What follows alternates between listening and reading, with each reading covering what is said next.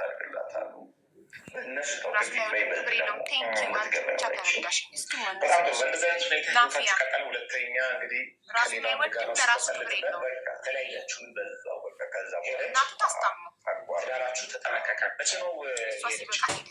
አሁን 2 ዓመት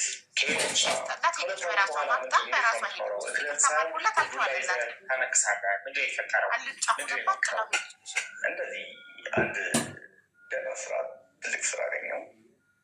በዛም ሰዓት እንደውም ከ3 ዓመት በፊት ማለት ነው ለመስራት በጣም ጓጉቻለሁ። እንግዲህ ሲሄድ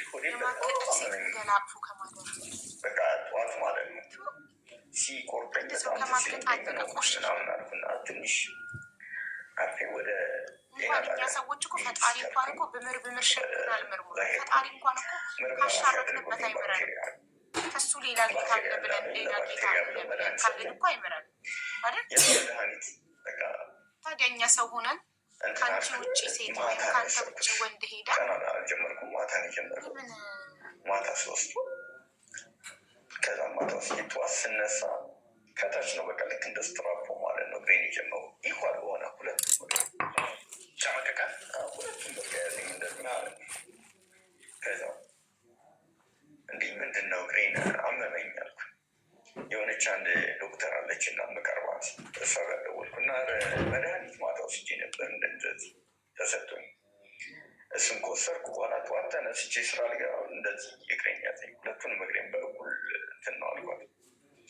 አጋጣሚ ወይ ሙቆ በብርድ አውጥተህ ይሆናል እግርህን እንትን በድ ነገር ይሆናል ምናምን አለችኝ። እሷ እስኪ ከሆነ እንግዲህ ጥሩ ምናምን አልኩና በቃ ቀጥታ እንደዛው እያነከስኩኝ ስራ ገባው። እንደምንም በቃ ከዛ በኋላ በጣም እያመመኝ መጣ። መሄድ ሁሉ አቃተኝ። በቃ ያንን ማለት ነው። ከዛ መጥቼ ድጋሚ ደወልኩላትና መሄድ አልቻልኩም እኮ አመመኝ ምናምን አልኳት። ከዛ አይዞህ በቃ እስኪ ማታ ግባና ቤት በሙቁ አድርገህ ታጠበው።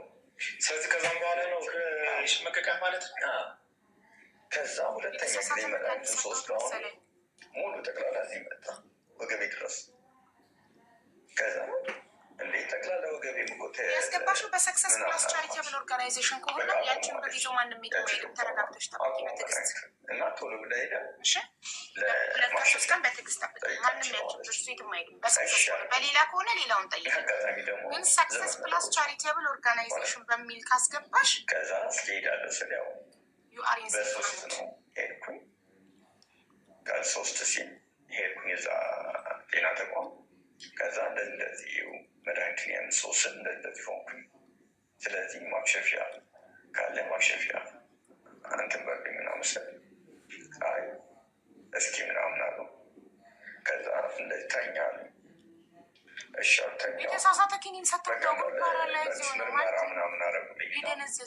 ከዛ እንትን እንደውም በሩ ያስቀመጡኝ እስኪ ሀመር አመጡ። ይሄንን ነው እዚህ ጋር ነው ሀመር መጡ። ይሄን ማለት ነው እግሬን እዚህ ጋር ሲመጡት ይሄ ምንም ነገር በግድ የለም ደንዝዟል በቃ ሁለቱም እግሬን።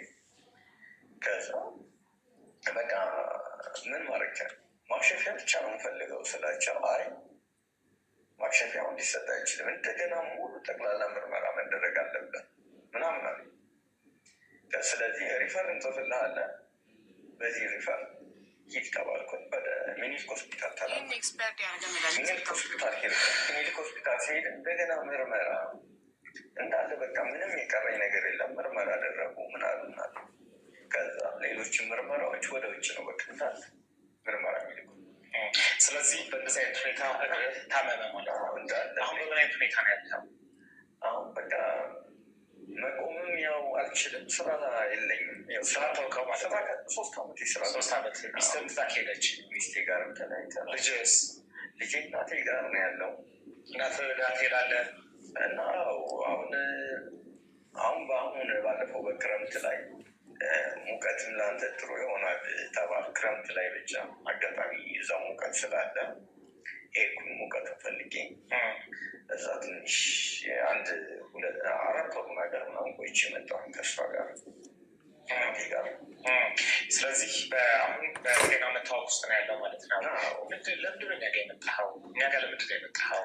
አስታርጎኝ እርቅ ማለት ነው። እናንተ ጋር አሁን አንደኛ ተከራይቼን ያለሁትን እንኳን ለቤት ኪራይ ገብተሽ ለምበለው ራሱ ነው አሁን የቸገረኝ እና ቢያንስ እናንተ አየር ላይ ውላችሁ እንዳለ ወገኔ የምለው ህዝብ ወገኖቼ እንዳለ ለእኔ እርዳታ ቢያደርጉልኝና ሕክምና እንዳዲስ ብጀምር ፊዚዮቴራፒ ያስፈልጋል። እንደገና የፓንቸር ይባላል እነሱን ማድረግ ነው እያሉ ያሉት። አንድ ምንም ነገር እንኳን ክራች እንኳን ይዤ እንኳን የሚሄደው እንኳን ፊዚዮቴራፒ ብታገኝ ሕክምና ብታገኝ ልትድን ትችላለህ። አዎ ድናለሁ ነው እኔ አይምሮዬ ሁሌም ማምነው እድናለሁ። ከስር በምና አስቀምጠው የስልክ በመጣ እንዲሁም ደግሞ የባንክ አካውንት ማለት ታሪካችንን አግኝታችሁ ማገዝ የምትችሉ ሰዎች እንድታግዙት እኛ ጥሪያችንን እናስተላልፋለን። የፊዚዮቴራፒ ተቋማቶች ደግሞ ባለታሪካችንን ማገዝ የምትችሉ ከሆነ በተመሳሳይ ሁኔታ ከስር ባለው ስልክ ደውላችሁ ብታገኙን እጅግ በጣም እንወዳለን። ከልብ ነው የምናመሰግነው። ታምራት በጣም አዝኛለሁ። እንግዲህ ከመታመም ጋር ታመ ልጅህም ወደ እናትህ እንዲሁም ደግሞ ታመ ሚስት ደግሞ ከተለያዩ ወንዶች ጋር ባላት ግንኙነት ምክንያት ጥላ እንደሄደች ያጫወትከን ያለኸው ይመስለኛል አይደለም። ስለዚህ ሂደት ውስጥ መቆም ያቃተ የአስተዳደር ችግር ነው ያለበት። ፐርሶናሊቲው በጣም ስስ ነው እውነት ማለት አቋም ሲኖረን ነው ሚስቱ እንደዚህ ያደረገችበት የእሱን ፐርሶናሊቲ አይታ ነው ስስ መሆኑ ለራሱ ዋጋ እንደማይሰጥ ተለማማጭ መሆኑ ቆፍጣና አለመሆኑን አይታ ነው እንደዚህ የተጫወተችበት እንጂ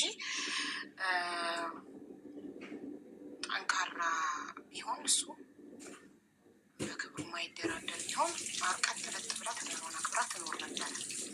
ራሱን የሚያስከብር አንድ ሰው እራሱ ነው። ለራሳችን ካልቆምን የማንም መጫወቻ እንሆናለን። ስለዚህ እሱ ለራሱ ጠንካራ አይደለም። ምንም ነገር ስታጠፋ ፍጣን ብሎ ኮስተር ብሎ እርምጃ አይወስድም። እንደ አባወራ አንገባል ተጫወተችበት። በቁሙ ላዩ ላይ ማገጠችበት። በቃ ውሃ አላት። አልጫ ሆነባት ሰውየው። እንደ ወንድ አቋም የለውም እንዴ! እሱ ሰርቶ እያስተዳደራት እሷ ልጇን ማሳደግ ካቃታት እቺ ምኑን ሚስት ናት? እርምጃ መውሰድ ነበረበት። እርምጃ መውሰድ በነበረበት ሰዓት ስላልወሰደ እየባጠጠች እየጓጠጠች እየባሰባት መጣ። እሱ ይበለው ነው የምለው እኔ ለሱ። ለምን ሁሉም ሰው ጠንካራ የመሆን ግዴታ አለብን። መልፈስፈስ የሚባል ነገር የለም። ማንም ሰው መብታችንን ሲነካ ሲጨማለቅ ልናስቆመው ይገባል። ቀይ መስመር ሊኖረን ይገባል በህይወታችን። ጭራሽ ማግጣም እኮ ቤት አስገባት። ወንድ አልሆን አለ ወንድ ፍለጋ ሄደች። አለቀ። ወንድ ካልሆንክ ሚስትህ ወንድ ፍለጋ ትሄዳለች። ወንድ መሆን ያንተ ድርሻ ነው። እንደ ወንድ ቆፍጠን ማለት ያንተ ድርሻ ነበር። በጣም ግን የማዝነው ለልጃቸው ነው። አካል ጉዳተኛ ያደረገችው ሙሉ አካል ልጅ ፈጣሪ ሰጥቷት በእሷ እንዝላልነት ጥላው የትም እየተንዘላዘለች ቲቪን የሚያክል ነገር ላይ ወድቆበት እግሩን አሁን ያነክሳል ልጇ። ኢማጅን በአመት ከ4 ወር ቲቪ ወድቆበት አሁን ውስጥ 4 ዓመት ከምናምኑ ነው። እድሜ ልኩን አንካሳ ሆነ ልጇ ማለት ነው። ይህን በልጅነት በዛ ላይ መደበቋ፣ ሆስፒታል ወዲያው ኢመርጀንሲ አለመውሰዷ፣ ኤክስሬ ተነስቶ ችግር ካለ ወዲያው በትኩሱ እንዳይፈታለት ሳትወስደው ለባሏ እንኳን የነገረችው ቲቪ እንደወደቀበት በሳምንቱ። ኢማጅን ዲስማች ኬርለስ እናት አለች እዚህ ምድር ላይ ዲስማች ማይካድ ህፃን ልጅ ጥላ 1 ሰዓት 2 ሰዓት ብቻውን ቤት ውስጥ ጥላው፣ ያውም ኢትዮጵያ ውስጥ ስደት ላይም እንኳን እኮ ስንትም አስገዳጅ ሁኔታ እየተፈጠረ እኮ ልጆቻችንን እንዴት ኬር እንደምናደርግ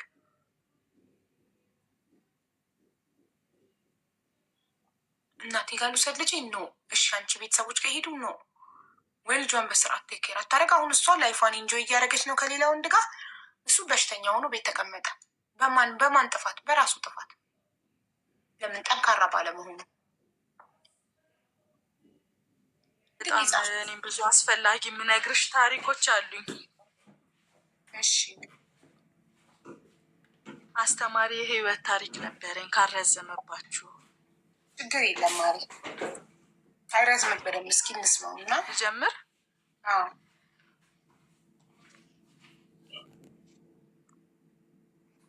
እሺ በእርግጥ የራሴ የህይወት ታሪክ ነው። ይቻላል አይደል? የራስንም ማውራት የሰው አይቻልም እኮ የራስን ብቻ ማውራት ይቻላል። በቃ ብዙ አዲስ ስለሆንኩኝ ለዛ ብዬ ነው። ምን መሰለሽ እድሜ አሁን 25 ዓመቴ ነው። የሁለት ልጆች እናት ነኝ። ከመጨረሻው ከምትጀምሪ ሀያት ከመጨረሻው ከመጀመሪያው ብትጀምሪ አይሻልም? እከሌ ይባላለው እዚህ አካባቢ ተወልጄ አድጌ ይናል እስከዚህ ክፍል ድረስ ትምህርት ተምሬ ምናምን እያልሽ እንጂ ከመጨረሻው ጀመርሽ። አሁን ካለሽበት ከእድሜሽ አሁን ካለሽበት የትዳር ህይወት ጀመርሽ። አትፍረጅብኝ። ፍሬሽ ስለሆንኩ ነው፣ አዲስ ስለሆንኩ ነው። አትፍረጅብኝ። እንዲህ ለሰው ማጋራት ላይ ብዙም አይደለሁም። ለዛ እኮ እያስተማርኩሽ እኮ ነው። ለወደፊትም ታሪክ አነጋገር እያስተማርኩሽ እንጂ እየፈረድኩብሽ አይደለም። ሰው ስትጀምሪ ራስሽን ከማስተዋወቅ ከዛ ከልጅነትሽ ነው የሚጀመረው። ከመጀመሪያ ተወልጄ ያደግኩት እዚሁ አዲስ አበባ ውስጥ ነው። ከአዲስ አበባ ወጥቼ አድጌ አላውቅም። ትምህርት የመንግስት ትምህርት ቤት ነው ወላጆቼ ያስተማሩኝ እና ከእናትና ከአባት ጋር አላደኩም። ከአያቶቼ ጋር ነው ያደግኩት። እናቴ አረብ ሀገር ረጅም ዓመት እድሜዋን ጨረሰች። እዛ በባዶ ተሸኘች። እሷም ያው የእሷን ታሪክ ሳይሆን ኦልሬዲ አሁን የኔን ታሪክ ስለሆነ የምናወራው ከመጣች በኋላ ከውጭ እሷ አገባች። እኔ ደግሞ ተማሪ ነበርኩኝ በሰዓቱ። ከዛ በኋላ አንድ በጣም የሚያስጨንቀኝና የሚያስቸግረኝ ሰው ነበር ካላገባውሽ እያለ ማለት ነው። ከዛ በሰዓቱ የሆነ ሰዓት ላይ እንዲሁ መንገድ ላይ እየሄድኩኝ የዩኒቨርሲቲ ተማሪ ነበርኩኝ በሰዓቱ።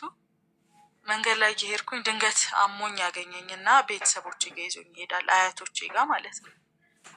ከዛ በኋላ ስሙንም አልጠየቁትም፣ ማንነቱን አልጠየቁትም። ራሴን ስቼ ስላገኘኝ ብቻ ይዞኝ ቤት እንዲገባ ነው ያደረጉት። ምንም ነገር ያሉት ነገር የለም። ሁልጊዜ ስለሚከታተለኝ ቤቴን ያውቃው ነበር። ከዛ በኋላ መኪና ውስጥ አስገባኝ፣ ቤት ይዞኝ ሄደ። ይዞኝ ከወረደ በኋላ በቃ ከዚህ በኋላ እኔ ሙሉ ኃላፊነቱን ወስጄ ከነገ ጠዋት ጀምሮ ሕክምና እኔ ወስዳታለሁ አለ እና ያው መንፈሳዊ ሕክምና ማለት ነው። ከዛ ለ3 ዓመት ትምህርቴንም አቆምኩኝ። ስራ ምሰራ አስተማሪ ነበርኩኝ። ስራዬንም አቆምኩኝ። በዛ መሀል 3 ዓመት እሱ እኔን ማስታመም ጀመረ። ከዛ በኋላ በጣም ውለታው ያዘኝ። ቤተሰቦቼን በጣም ውለታው ያዛቸው። ከ3 ዓመት በኋላ ሳልፈልገው ሳልወደው ተጋባን። ከዛ በኋላ ያለውን ህይወት በቃ እንዴት አድርጌ ልንገርሽ፣ በጣም ከባድ ህይወት ነበር ያሳለፍኩት። ሳምንት አልሞላውም እኔ ላይ ከነ ቤተሰቡ መጥፎ ነገር ሲያደርጉብኝ፣ እናቱም እህቱ ሙሉ ቤተሰቡ እኔ ላይ ብዙ ነገር ነበር ያደረሱት እና ያው እሱ በሌለበት እንዲህ ነው ብሎ መናገር ትንሽ ይከብዳል መሰለኝ። ያው ሁለቱም ተበዳዮች አንድ ላይ ባሉበት ሲወራ ነው ጥሩ ይባላል። የአንዱን ሰምቶ የአንዱን አለመስማትም ትንሽ ይከብዳል። ብቻ በዛ መሀል ብዙ አሳለፍን። ቤቴ ድረስ ሴት ይዞ ይመጣል። እኔ እዛው እያለሁ እኔ ሌላ ክፍል አድራለሁ ወይ ደግሞ ገፍትሮ ሂጂ እናቴ ጋር ውጪ እያለ የመጀመሪያ ልጄን እርጉዝ ሆኜ ገፍትሮ እያስወጣኝ እናቱ ጋር እየሄድኩኝ እንዳድር ያደርግና እሱ ደግሞ የተለያዩ ሴቶችን እያመጣ ቤት ውስጥ ብዙ ነገር ያደርግ ነበር እና ይከብዳል። አንቺ ያለፈውን ታሪክ ማሰብ ለካ። ከዛ በኋላ በቃ ያን ሁሉ ነገር ልጄን ስላልወለድኩኝ አባት በሌለበት ልጅ መውለድ አልፈለግኩም። እኔ ያሳለፍኩትን ያለ አባት ያለ እናት ያደግኩትን ህይወት ስለማውቀው ልጄ ስለምን ካለዛ ያድጋል ብዬ ያሰብኩኝ እና ከዛ በኋላ ምንድነው የወሰንኩት፣ በቃ እሱን መምከርና ወደ ማስተካከል መግባት ጀመርኩ። ምናልባት ብዙ ሴቶች ጋር አንድ ወንድ ሊሆን የሚችለው ወይ ደግሞ ሚስቱን በዚህ ልክ ሊበድል የሚችለው በጤናው አይደለም ብዬ ያሰብኩኝ እና ስለ እሱ ጤና ማሰብ ጀመርኩኝ። ከዛ ሳይካትሪስት ጋር መሄድ ጀመርን። ልጆችን አባቢያቸው ወይ የሆነ መጫወቻ ስጫቸው፣ ትንሽ ጫጫታው። እሺ ሙዝ ሰጧቸው። አሁን ተረጋግተዋል። ከዛ በኋላ በዛ መሀል እኔ የሁሉ ትግል እያደረኩ ባለበት ሰዓት እሱ ጤነኛ እንዳልሆነ ነው እየነገረኝ የነበረው። እኔ ግን ያንን ነገር ተቀብዬው ነው በቃ ደህና ስላልሆነ ነው ብዬ ማስታመም ጀመርኩ። በቃ ሌላ ሴት ሲያምርህ ስትፈልግ ሩጠህ እኔ ጋና ቤት ተመልሰና ምናምን ማለት ጀመርኩኝ። አልሰራልኝም ያ ሁሉ ነገር። ከዛ ዱላ ጀመረ። አልፎ ተርፎ የመጀመሪያ ልጄን ወልጄ ሁለተኛ ልጄን ነፍሰ ጡር ሆንኩኝ እና አንገቴን አነቀኝ እና ራሴን ስቼ ወደኩኝ ምናምን። ከዛ ስነቃ ሆስፒታል ውስጥ ነበርኩኝ። ሰራተኛ ነበረችኝ። እኔ በዚህ ሁኔታ አንቺን አንድ ነገር አድርጎ ይሄ ሰውዬ እሷ ናት የገደለቻት ስለሚለኝ እኔ ከዚህ በኋላ ኃላፊነት ወስጄ ከአንቺ ጋር መኖር አልፈልግም አለች። ስለዚህ ወይ ህይወትሽን አብረን እናድን፣ እናትሽ ጋር እንሂድ አለች። እናቴ ማለት ያው አያቴ ያሳደገችኝ አያቴ ማለት ነው። ቁጭ በል አባ ያሳደገችኝ አያቴ ጋር እሷ ጋር እንሂድ፣ በቃ ይብቃሽ ከዚህ በላይ እኔ ይሄን ሁሉ ነገር እያየሁ መቀመጥ አልፈልግም ስትለኝ ትቼ ወጣሁ። ያን ሁሉ ነገር ግን በቪዲዮ ሁሉ ቀርጬ ከሴት ጋር የሚያደርገውን ነገር ሁሉ በቪዲዮ ለእናቴ አይደለም ለእሱ እናት ለእህቱም ሳሳያቸው ይሄ የውሸት ቪዲዮ ነው ያመጣሽው፣ የእኔ ልጅ እንደዚህ አይነት ነገር አያደርግም አለችኝ እናትየው። እህትየው ግን አምናኝ ነበረ፣ ግን ከእናቷ ትዕዛዝ መውጣት አትፈልግም። ትንሽ ይሄ ከባድ ይሄ መጥፎ ቦታ የሚሄዱ ሰዎች አሉ አይደለ? እንደዚህ አይነት ነገር ናት እናትየውና ያ ሁሉ ነገር አለፈ። እናቴ ጋር ሄድኩኝ ካልፈታኝ ብዬ በጣም እንትን አልኩኝ። ሁለተኛዋ ልጄ ሴት ነበረች፣ ነፍሰ ጡር ነበርኩ። የ2 ወር ነፍሰ ጡር ሆኜ ነው ትቼ የወጣሁት። በፍርድ ቤት ለልጆቹ ተቆራጭ እንዲያደርግ በጣም ብዙ ተለማመጥኩ። ምክንያቱም ያው ትምህርቴን እንዳልጨርስ አስቆሞኝ በሰዓቱ ትምህርቴንም አልጨረስኩም ምንም እንደሌለኝና ምንም የተሻለ ህይወት ከዛ በኋላ እንደማይኖረኝ ስለገባው ቤተሰቦቼም ድሆች ስለነበሩ ተመልሳ ትመጣለች ምንም ነገር እንዳትሰጣት አለች እናትየው። ፍርድ ቤትም ምንም ነገር ቢሉ እኛ በገንዘብ እንጨርሰዋለን ምንም ነገር እንዳትሰጣት ለሷ አለችው እና ፊት ለፊቴ እንደዛ አይነት ንግግር ስትናገረው ነገ እኮ ሴት ልጅ አለሽ አንቺም በሷ ላይ ምን እንደሚሆን አታውቂም፣ ይህንን ነገር ለማስተካከል ጥረት አታረጊም፣ እንዴት እንደዚህ ታረጊያለሽ ብዬ ከሷ ጋር ለመነጋገር ሞከርኩኝ። ግን በአንድ በኩል ደግሞ እንዳልኩሽ እፈራታለሁ የምትሄድበት መጥፎ ቦታ ስላለ ማለት ነው። እና አሁን ላይ አልሐምዱሊላህ ከቤተሰቦቼ ጋርም ብዙ ታውቂያለሽ፣ ሴት ልጅ አግብታ ፈታ ቤተሰቦቿ ጋር ሄደሽ ማለት የንቀት ጥግን ነው የምታየው። ማለት ማንም እንደ ድሮ ሊያከብራት ሊፈልጋት አይችልም። ወለድኩኝ፣ ሁለቱንም ጥለሽለት ነይ ነበር ያሉኝ። ይዤው ሲሄድ የመጀመሪያ ልጄን ሁሉም ደስተኛ አልነበሩም። እኔ ደግሞ ልጄን እንደዚህ አይነት ቦታ ከሚሄድ ሰው ጋር ትቼው መምጣት አልፈለኩም። ገብቶሻል? ነገ ላይ ወንድም ቢሆን እፈራዋለሁ ቢደፍረው እሱን። ብዙ ሴቶች እንደዚህ ማድረግ የለመደ ሰው ልጄን እንደዚህ ቢያደርገውስ እንዴት ጥዬበት እሄዳለሁ የሚለው ነገር አሳሰበኝ። ሁለተኛዋ ልጄ እንደ እምነትም እንደምንም አይፈቀድም፣ በተለይ በእኛ እምነት ከባድ ወንጀል ነው። ግን አስወርጂ ይሉኝ ነበረ ሙሉ ቤተሰቦቼ በሙሉ ዘመዶቼ ሳይቀሩ። ከዛ በፍጹም እኔ አላህ በእነዚህ ልጆች ምን እንደሚያመጣልኝ አላውቅም፣ የነገ ህይወቴን አላውቀውም፣ ይሄን ነገር አላደርግም አልኩኝ። ቀረ ያ ሁሉ ነገር። ተወለደች አልሐምዱሊላህ፣ 2 ወንድና ሴት ልጅ አልሐምዱሊላህ አላህ ሰጠኝ። እና እንዳልኩሽ ከእነሱ ጋር ያለኝ ህይወት ብዙም አሪፍ ስላልነበረ ትቼ አንድ ክፍል ቤት ተከራይቼ ወጣሁ።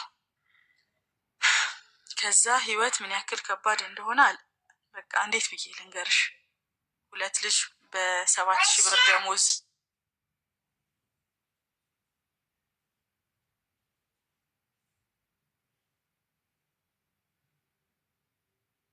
የቤት ኪራይ አለ። እሺ ይቅርታ፣ ነጥብ አስተማሪ ታሪክ ያለኝ አስገቢ እያልሽ ነው። ግን አንድ ባለ ታሪክ ሳይጨርስ ሌላ ሰው አላስገባም። አንዱ ሲጨርስ ነው አንዱ ማስገባው። እስከዛ አካውንትሽ ፕራይቬት ነው፣ አካውንትሽን ክፈቺ። እንደገና ደግሞ ፎሎ አላረግሽኝም፣ ፎሎ አድርጊኝ።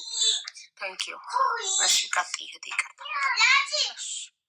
ከዛ በኋላ የ7,000 ብር ደሞዝተኛ ነበርኩ። ስራ እሰራ ነበረ። የቤት ኪራይ ከፍዬ የትራንስፖርት አውጥቼ በሰራተኛ ነው ልጆች የሚጠበቁት። ሰራተኛ ቀጥሬ ለሰራተኛ ከፍዬ የቀለብ አለ። ይሄን ሁሉ ነገር ወላሂ ነው የምልሽ አላህ እንዴት እያስቻለኝ እንደሆነ እስከ ዛሬዋ ቀን ድረስ አላውቅም።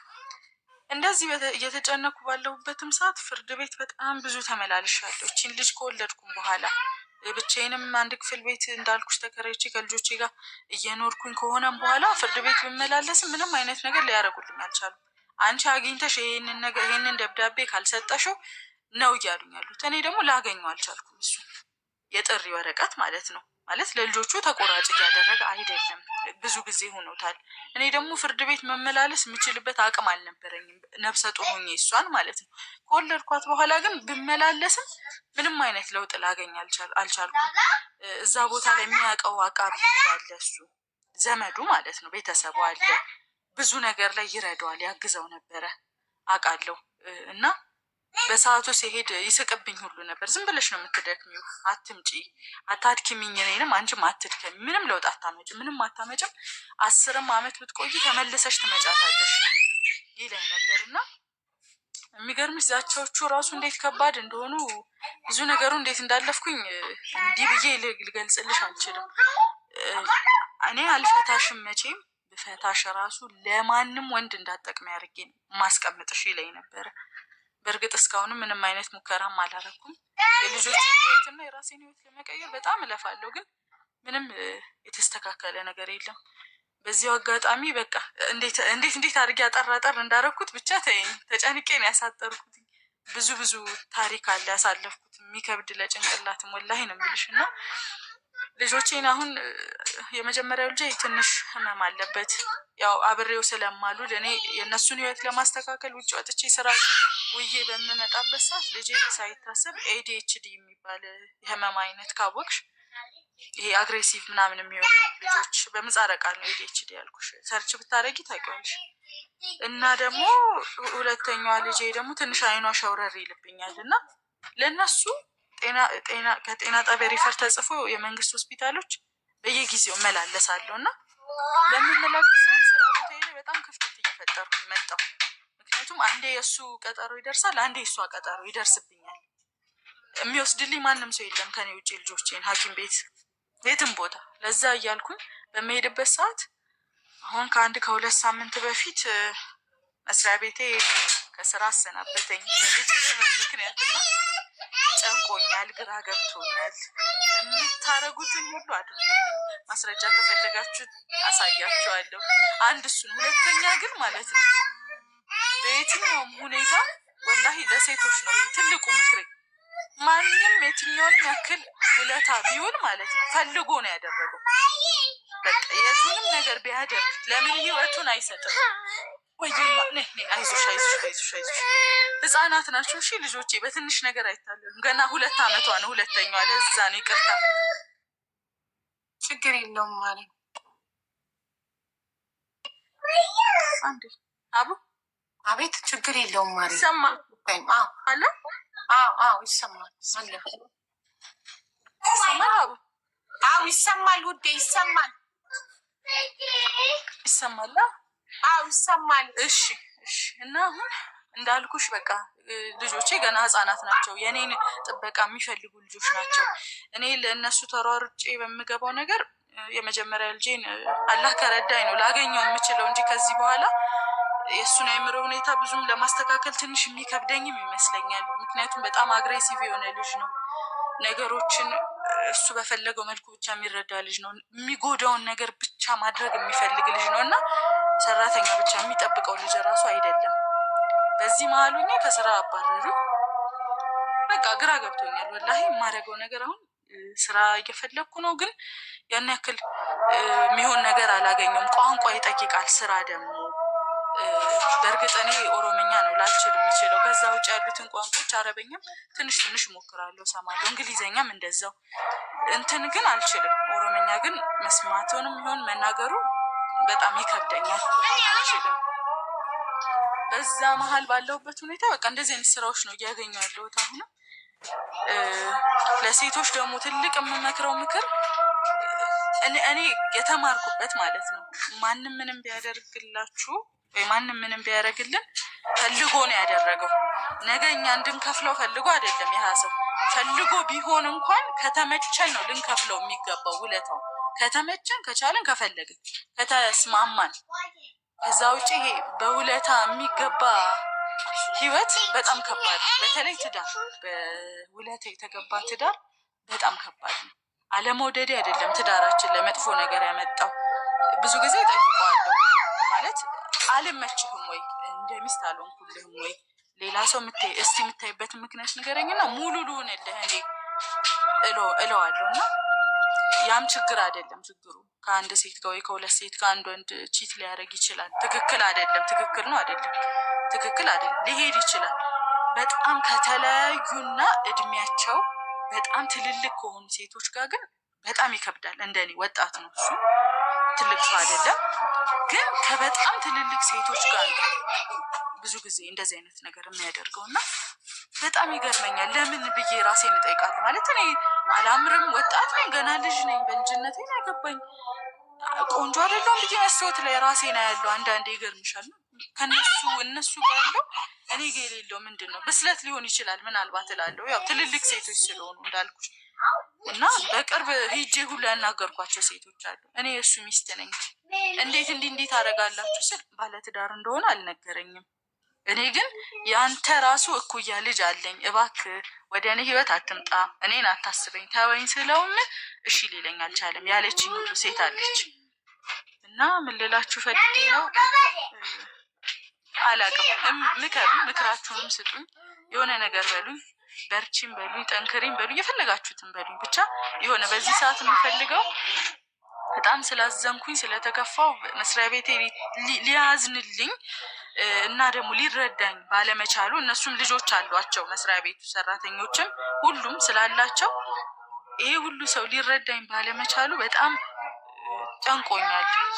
እስቲ የሆነ የሚያበረታታ ነገር ነው መስማት የምፈልገው አሁን። አላቅም፣ ይሄ የሚያሳዝን ነገር እንዳትሉ። ማለት ምን መሰለሽ፣ በቃ ታሳዝኛለሽ፣ ብዙ ነገር አሳልፈሻል አትበሉኝ። አውቃለሁ ያን ሁሉ ነገር እንዳሳልፍኩኝ፣ ብዙ ነገር እንዳሳልፍኩኝ አውቃለሁ በደንብ። ግን የሆነ ነገር በሉኝ ብቻ፣ ነገ ተስፋ የሚሰጠኝን ነገር። ብዙ ህልም አለኝ፣ ብዙ ነገር አድርጌ ለልጆቼ መለመን፣ ማቆም፣ መጠየቅ ማቆም እፈልጋለሁ። ለልጆቼ መቆም እፈልጋለሁ። አቡዬ ይኸው ትንሽ እየተረበሸ ነው። በር ሲዘጋ አይወድም ልጄ እና በር ሲዘጋ እየጮኸ ስለሆነ በቃ ይኸው ነው መልኬ። የምትሉትን በሉ። እሺ ለአባብል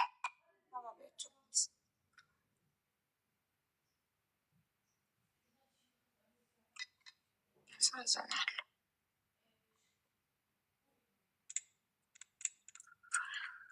እሺ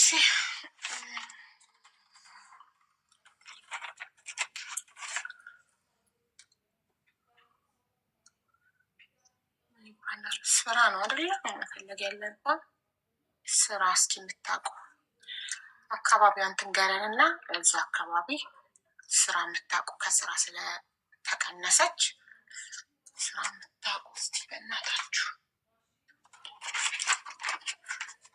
በተረፈ ያልፋል ነው፣ ሌላ ምን እንላለን? ያሳዝናል እንዳትሉኝ ብላለች። እዚህ ያሳዝናል ካላልን እንግዲህ ያልፋል፣ ሁሉም ነገር ያልፋል ነው ብለን ማጽናናት የምንችለው። ሌላ ምን እንላለን?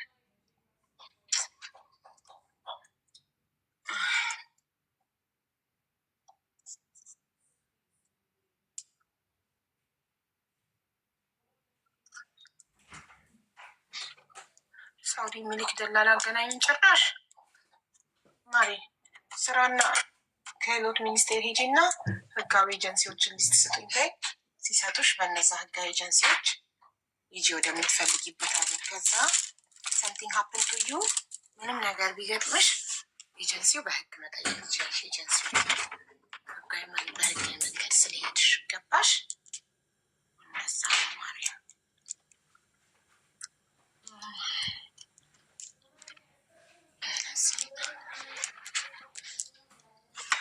እሺ። እሷ ልጆቿን እስክታባብል ሌላ ሰው ላስገባ ወይስ አካባቢውን ትንገረንና ስራ እንጠይቅላት? ሀያት ዝም ካሉልሽ ልጆች አካባቢሽን ንገሪኝ፣ ስራ እንድንጠይቅልሽ፣ ስራ እንድናፈላልግልሽ።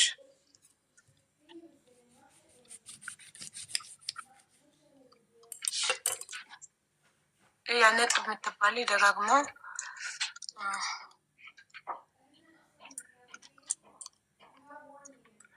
ሶማሌ ታሪክ አለኝ ስትል ነበር። ነጥብ የት ነሽ? አካውንትሽን አስተካከልሽ? ባለቤቷ ይቅረብ የምትሉ ተለያይታ ኦልሬዲ እሷ ለብቻዋን ህይወቷን እየመራች ነው። ምክር ነው የምትፈልገው። ምንድን ነው ባለቤቷ የሚቀርበው አልገባኝ። አስታርቁኝ ብላ አልመጣች። ዳኝን ፍረዱኝ ብላ አልመጣች። አስተማሪ ታሪክ አላት። ታሪኳ እንድትማሩበት አንድን ሰው ሳታፈቅሩ ለውለታ ብላችሁ እንዳትጋቡ። በውለታ ትዳር አይመሰረትም ፍቅር ከሌላችሁ። እኔ ውለታ ስለዋለልኝ ለውለታ ብዬ አግብቼ ይኸው እንዲሁም ሆኒ ብላ አስተምር። ጥሩ ሀሳብ ነው ምዛት ብዬ። ግን እሱ እኮ ገንዘብ ያስፈልገዋል። በቤቷ ባልትናና ምግብ ለመጀመር ገንዘብ ያስፈልገዋል። ስለዚህ ለዛ ደግሞ መጀመሪያ ተቀጥራ ሰርታ አጠራቅማ ነው መጀመር የምትችለው አይደል? ስለዚህ መጀመሪያ ቀጥሮ የሚያሰራ ሰው እንፈልግላት። ውለታ ለዋለ ሰው ጸሎት እንጸልይለታለን፣ ዱዓ እናደርግለታለን፣ እናመሰግነዋለን እንጂ አንድ ሰው ውለታ ስለዋለልን ትዳር ውለታ ስለዋለልን ህይወታችንን አንሰጠው። ትዳር ህይወት ነው። ትዳር ማንሽ ሳሪ ፎሎ አድርገሻት አካውንት ነንበሯን ጠይቀታ። አስመሳይ እኔ አስመሳዮችን እኮ ብናደርግ ያውቃቸዋለሁ። ኦኬ እሺ ነጥብ ነሽ? ደህና ነሽ? ሰላም ነው? ሰላም ወንድሜ፣ እንዴት ነህ?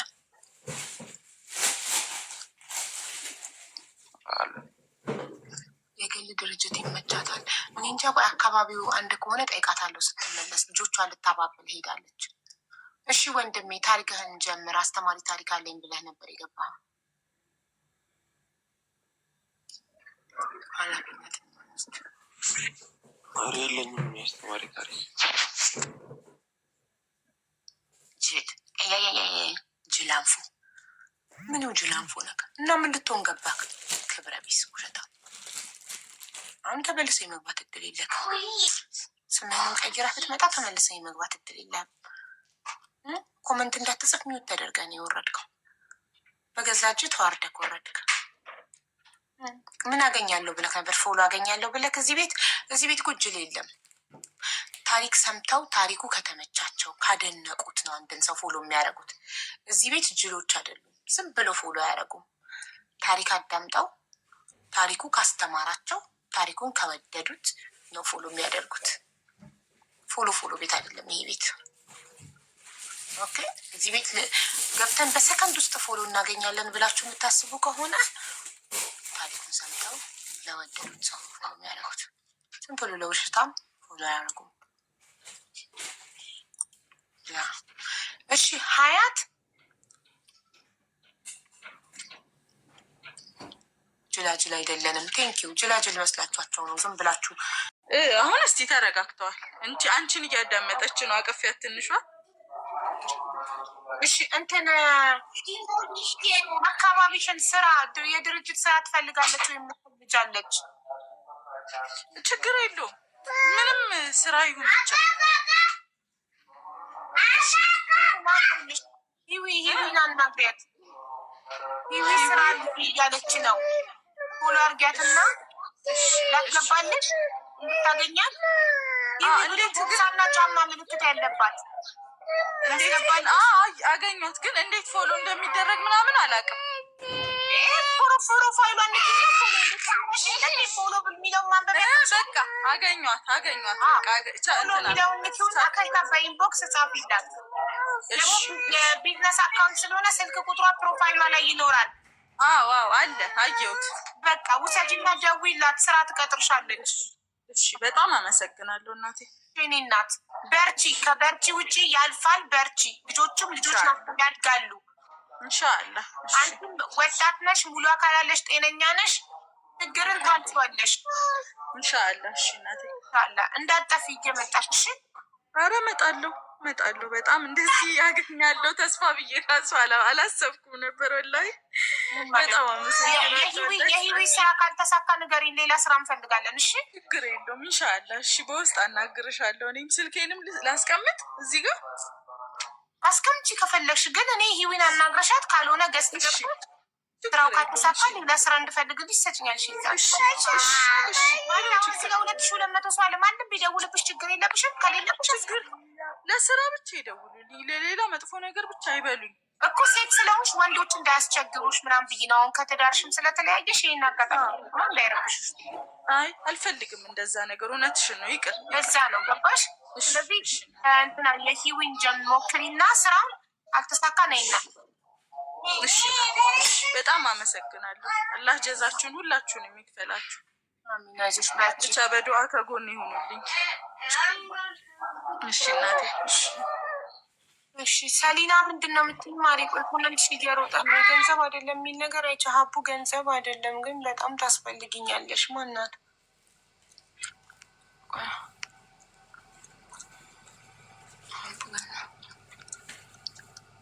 የአንዱን ኮመንት ሁሉም ኮፒ እያደረገ ነው እንደሚጽፈው። ምን ጉድ ነው?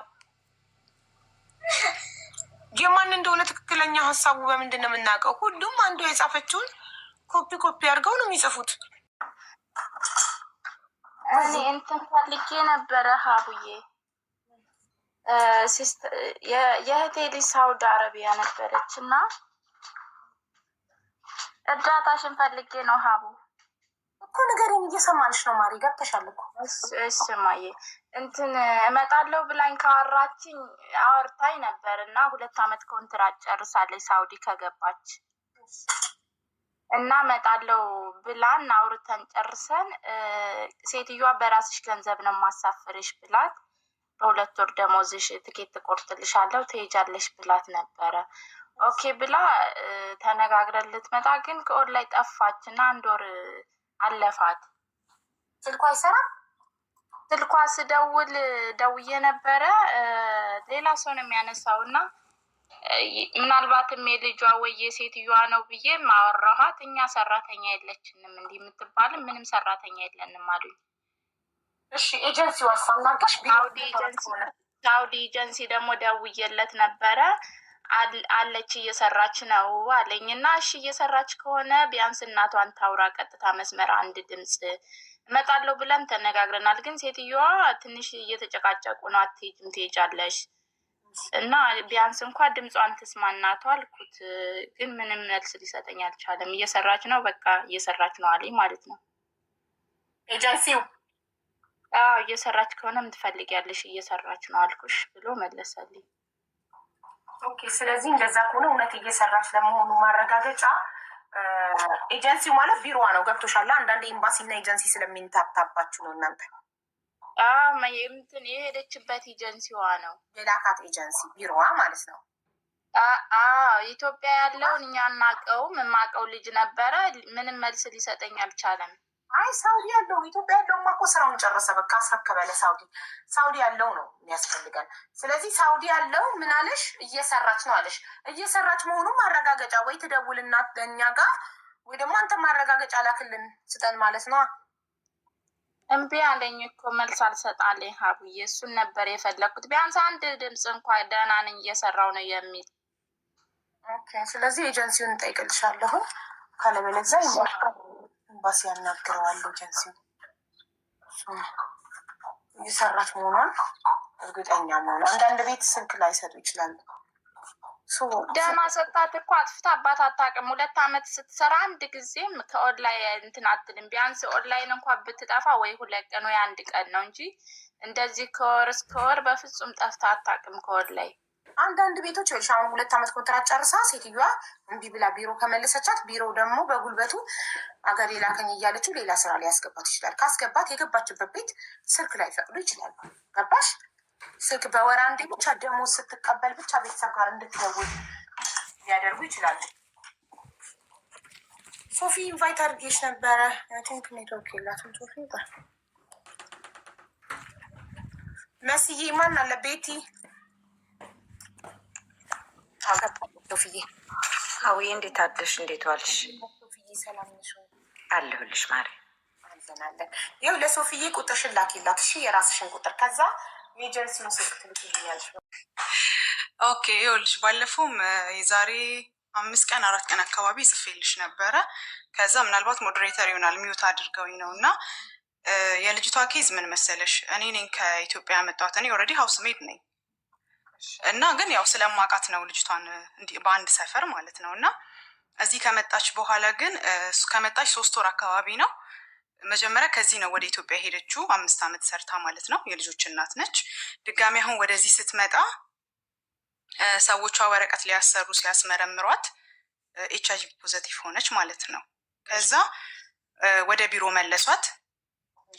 አሁን ወደ ቢሮ ከመለሷት በኋላ ቢሮ አነጋግራ ምናምን ወጣች።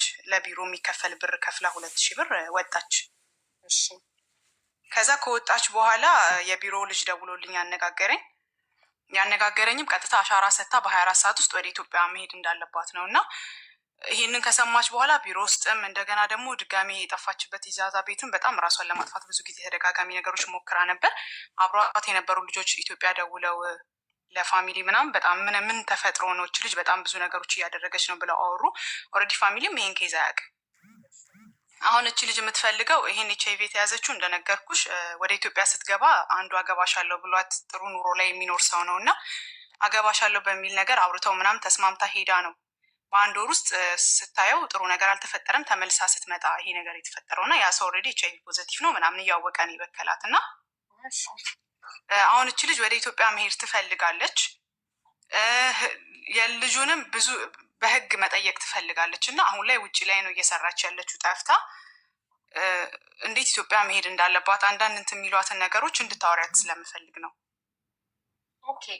በብዙ ማለት ለልጆችሽ እያልን በጣም ስልክ በቃ እንዴት ነው ለሰው የምትሰጪው ተስፋ አለ አይደለ? በህግም ችግር የለውም እንደዚህ እኔና ሀቡን ማወራቸዋለሁ ምናምን ብዬ ባለፈው ሚውት ስታደረጉኝ መሲና ታሜን አወራኋቸው። አውቶማቲካሊ ሚውት ስታደረጉኝ አትበይ ዝም ብለሽ አውቶማቲካሊ ኮመንት ከደጋገምሽ ራሱ ቲክቶክ ሚውት ያደረግሽ። እኔ እንጃ በቃ ይሆናል። እሺ እና ይኸውልሽ ውዴ ፈርስት ኦፍ ኦል መጀመሪያ HIV ኤድስ እንዳለባት ሲታወቅ እኮ በ24 ሰዓት ውስጥ ከሀገር እንድትወጣ ነው የሚደረገው።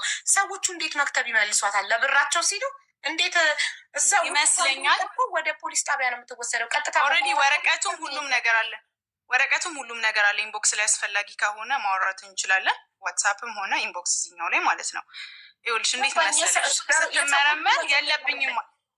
ሰዎቹ ምን አደረጓት መሰለሽ? ስትመረመር ደምሽ ላይ የሆነ ነገር ያሳያል፣ የሆነ ህመም እንዳለባት ላይ ወረቀቱ አይከፈትም መሰለኝ። አይ ሃቭ ኖ አይዲያ አላውቅም፣ እኔ እንጃ። የሆነ ነገር ደምሽ ላይ የሆነ ነገር ይታያል ብለው ወደ ቢሮ መለሷት። የቢሮ ልጅ ስትመጣ ሜዲካል ተመርምራ ስለነበረ ንጹህ ስለነበረች ድጋሚ ሌላ ቦታ አስመረመራት። ከ1 2 3 ቦታ ስትመረመር HIV ፖዚቲቭ ሆነች። አልነገረኝም ለእኔ ወታ ስጠፋበት ነው በቃ እችን ልጅ እንደዚህ በተቻለ አቅም ከእሷ ጋር ለመጨረስ ሞክሬያለሁ፣ ስላልሆነ ነው ወደ አንቺ ጋር ያመጣሁት ምናምን አለኝ። አሁን ላይ ልጅቷ ወደ ኢትዮጵያ መግባት ትፈልጋለች። እናንተ በህግ ማለት እንደዚህ በህግ የሚያዝ አይነት ነገርም ከሆነ ምናምን ብዙ ነገሮች ያው ከእሷ ጋር መማውራት ከኔ በተሻለ ብዙ ነገሮች ስለምታውቂ እኔ ያልገባኝ ነገር አለ። እኔ የሆነ ነገር ሳምንበት እኮ ነው ማድረግ ያለብኝ ነገር ማደርገው። እኔ አረብ ሀገር 18 ዓመቴ ነው። አሁን ይሄ ጃንዋሪ 30 ቀናቶች ነው የቀሩኝ 18 ልደፍን። በአረብ ሀገር የማውቀው አንድ ሰው HIV ኤድስ ከተገኘበት ከሆስፒታሉ ሳይወጣ አሰሪዎቹ ጋር ተደውሎ እቃውን ይዛችሁ ነው፣ ልብሱን ሻንጣውን ይዛችሁ ነው ተብሎ ቀጥታ ወደ ሀገሩ ነው የሚሸኘው። ቀልድ የለም። በኤችአይቪ ኤድስ ህዝባቸውን እንዳይበክልባቸው ስለሚፈሩ ወዲያው እንዴት እሷን አንደኛ ሰዎቹ እንዴት ወስደው ለመክተብ ሰጧት። መክተቡስ እንዴት በጣም እኮ ያስጠይቋል። መክተቡስ ኤችአይቪ ኤድስ እንዳለባት እያወቀ እንዴት ነው ብር ከፍላ እንድትወጣ ይፈቀደላት? ትልቅ ጉዳይ እኮ ነው። መክተቡንም እኮ ያስጠይቋል። ሀገር ህዝብ መበከል እኮ ነው። እቺ ሴት አሁን ከእያንዳንዱ አረብ ጋር እየሄደች ብተኛ ስንት ሰው ነው ስንት ፋሚሊ ነው ምትበጣም። ስለዚህ እንዴት ሆነ? እኔ አላመንኩም። እኔ ዝም ብዬ አላምንም።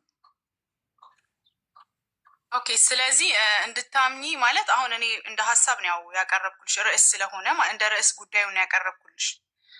እንደነገርኩሽ በጣም ብዙ ጊዜ ነው ኢቭን አሁን ራሱ ከትንሽ ደቂቃ ፊት ደውዬላት አውርቻት ነው እና እሷ እርግጠኛ የለብኝም ላይ በሙሉ ኮንፊደንስ የለብኝም ብላ ነበረ። ኦልሬዲ ወረቀቱ ታሽጎ ነው የመጣው። እሷ ከወጣች በኋላ ነው ሜዲካሉን ራሱ ማየት የቻሉት ይመስለኛል። ታስበው አላውቅም።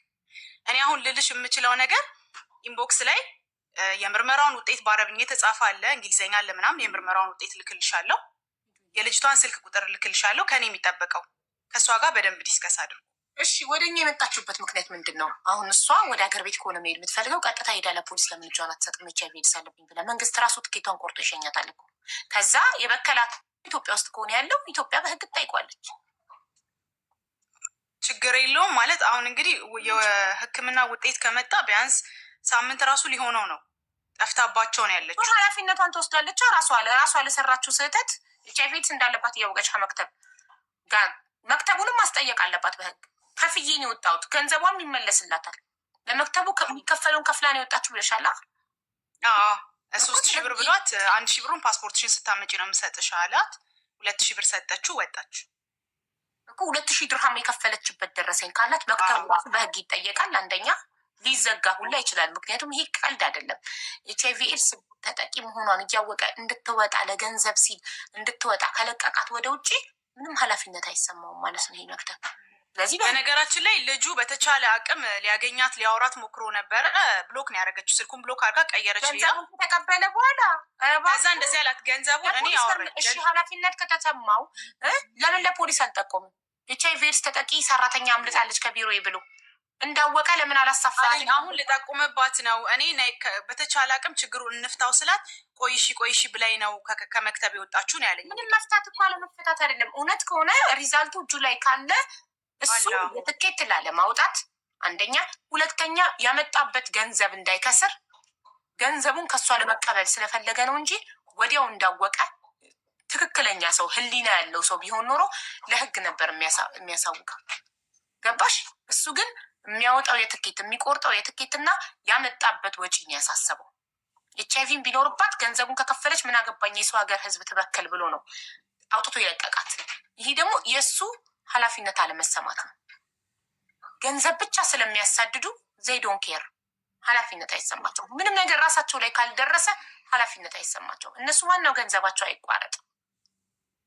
አሁን ልጅቷም ሳይኮሎጂ ስለተጎዳች ነው። ቢያንስ በጣም እኔ እንጃ ስሜቷን ስታወራሽ እንኳን ስሜቷን ለመረዳት በጣም ከባድ ነው። ከዛ ማንግል አንጻር ነው ከኔ የተሻላችሁ ስለሆናችሁ እናንተ የምታወሯት የምትረዷት ነገር ካለ ብዬ ነው። በሀሳብም ሆነ አላውቅም ለዛ ብዬ ነው ገብቼ ያወራዎች። በጣም ብዙ ጊዜ ትሪት እያደረግናት ነው። አጠገባ ያለ ሰው እየተከታተላት ነው ምናምን።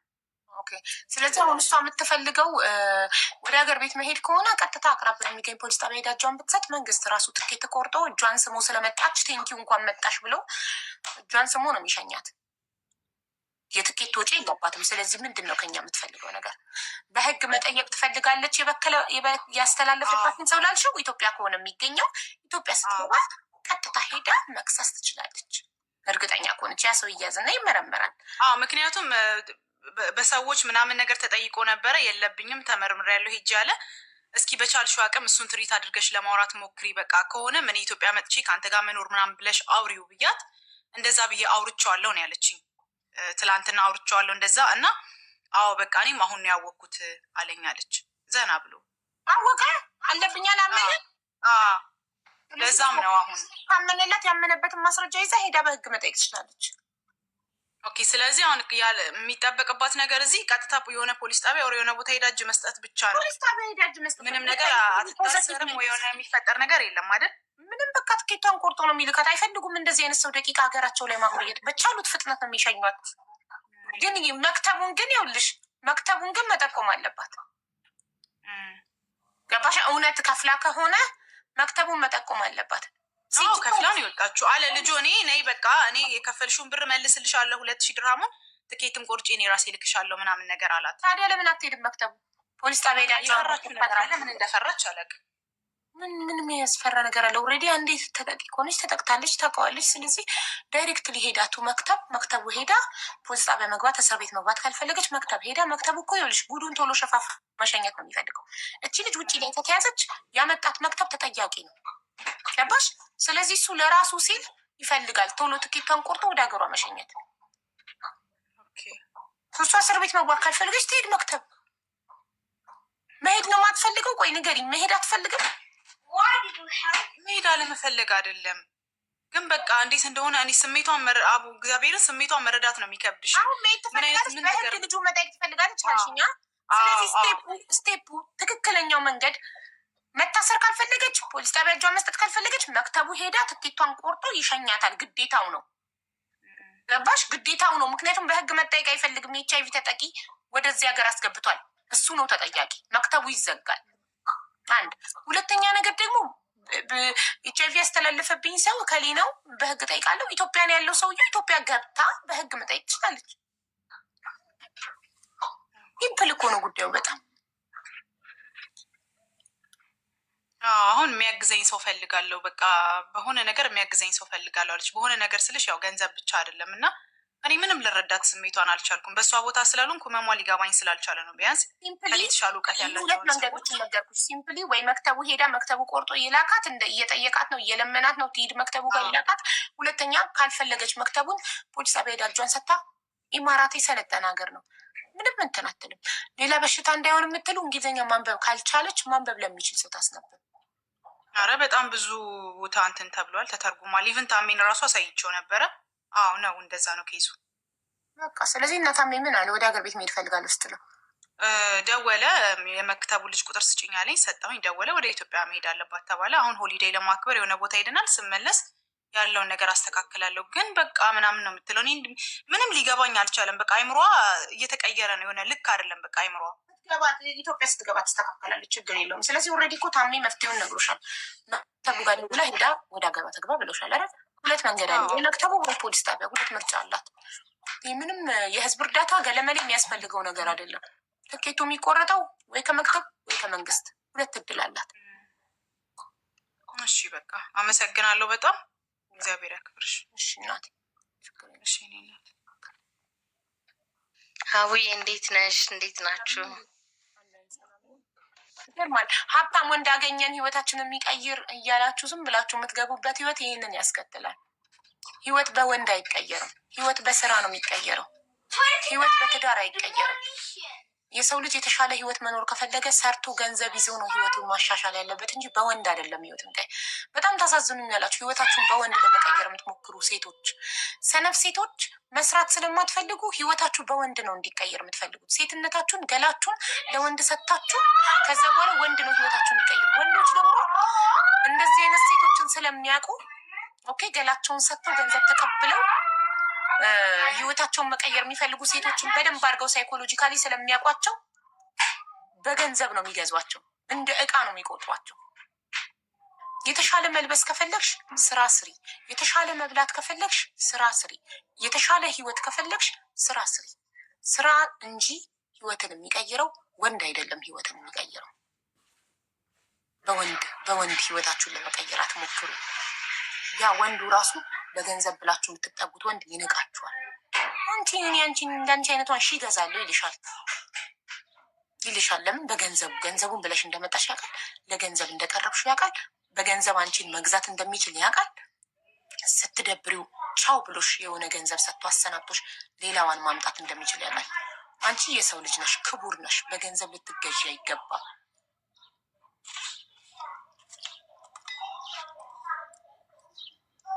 ወላሂ ላንስ ትክክል። ወላሂ በጣም ያሳዝናል። አንዳንዴ በጣም ያማል።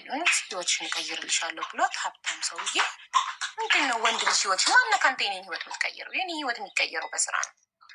ህይወትሽን እቀይርልሻለሁ ሲላችሁ እንደናቀሽ ወቂ።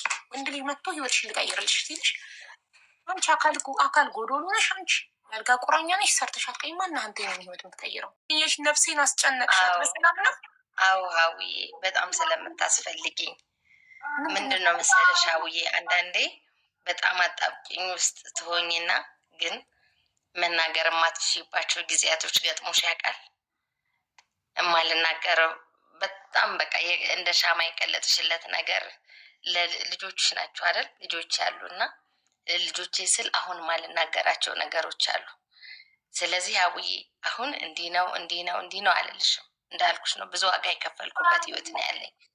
ግን በቃ እኔ የምፈልገው እየሰራሁ ነው ያለሁት ሀቡ።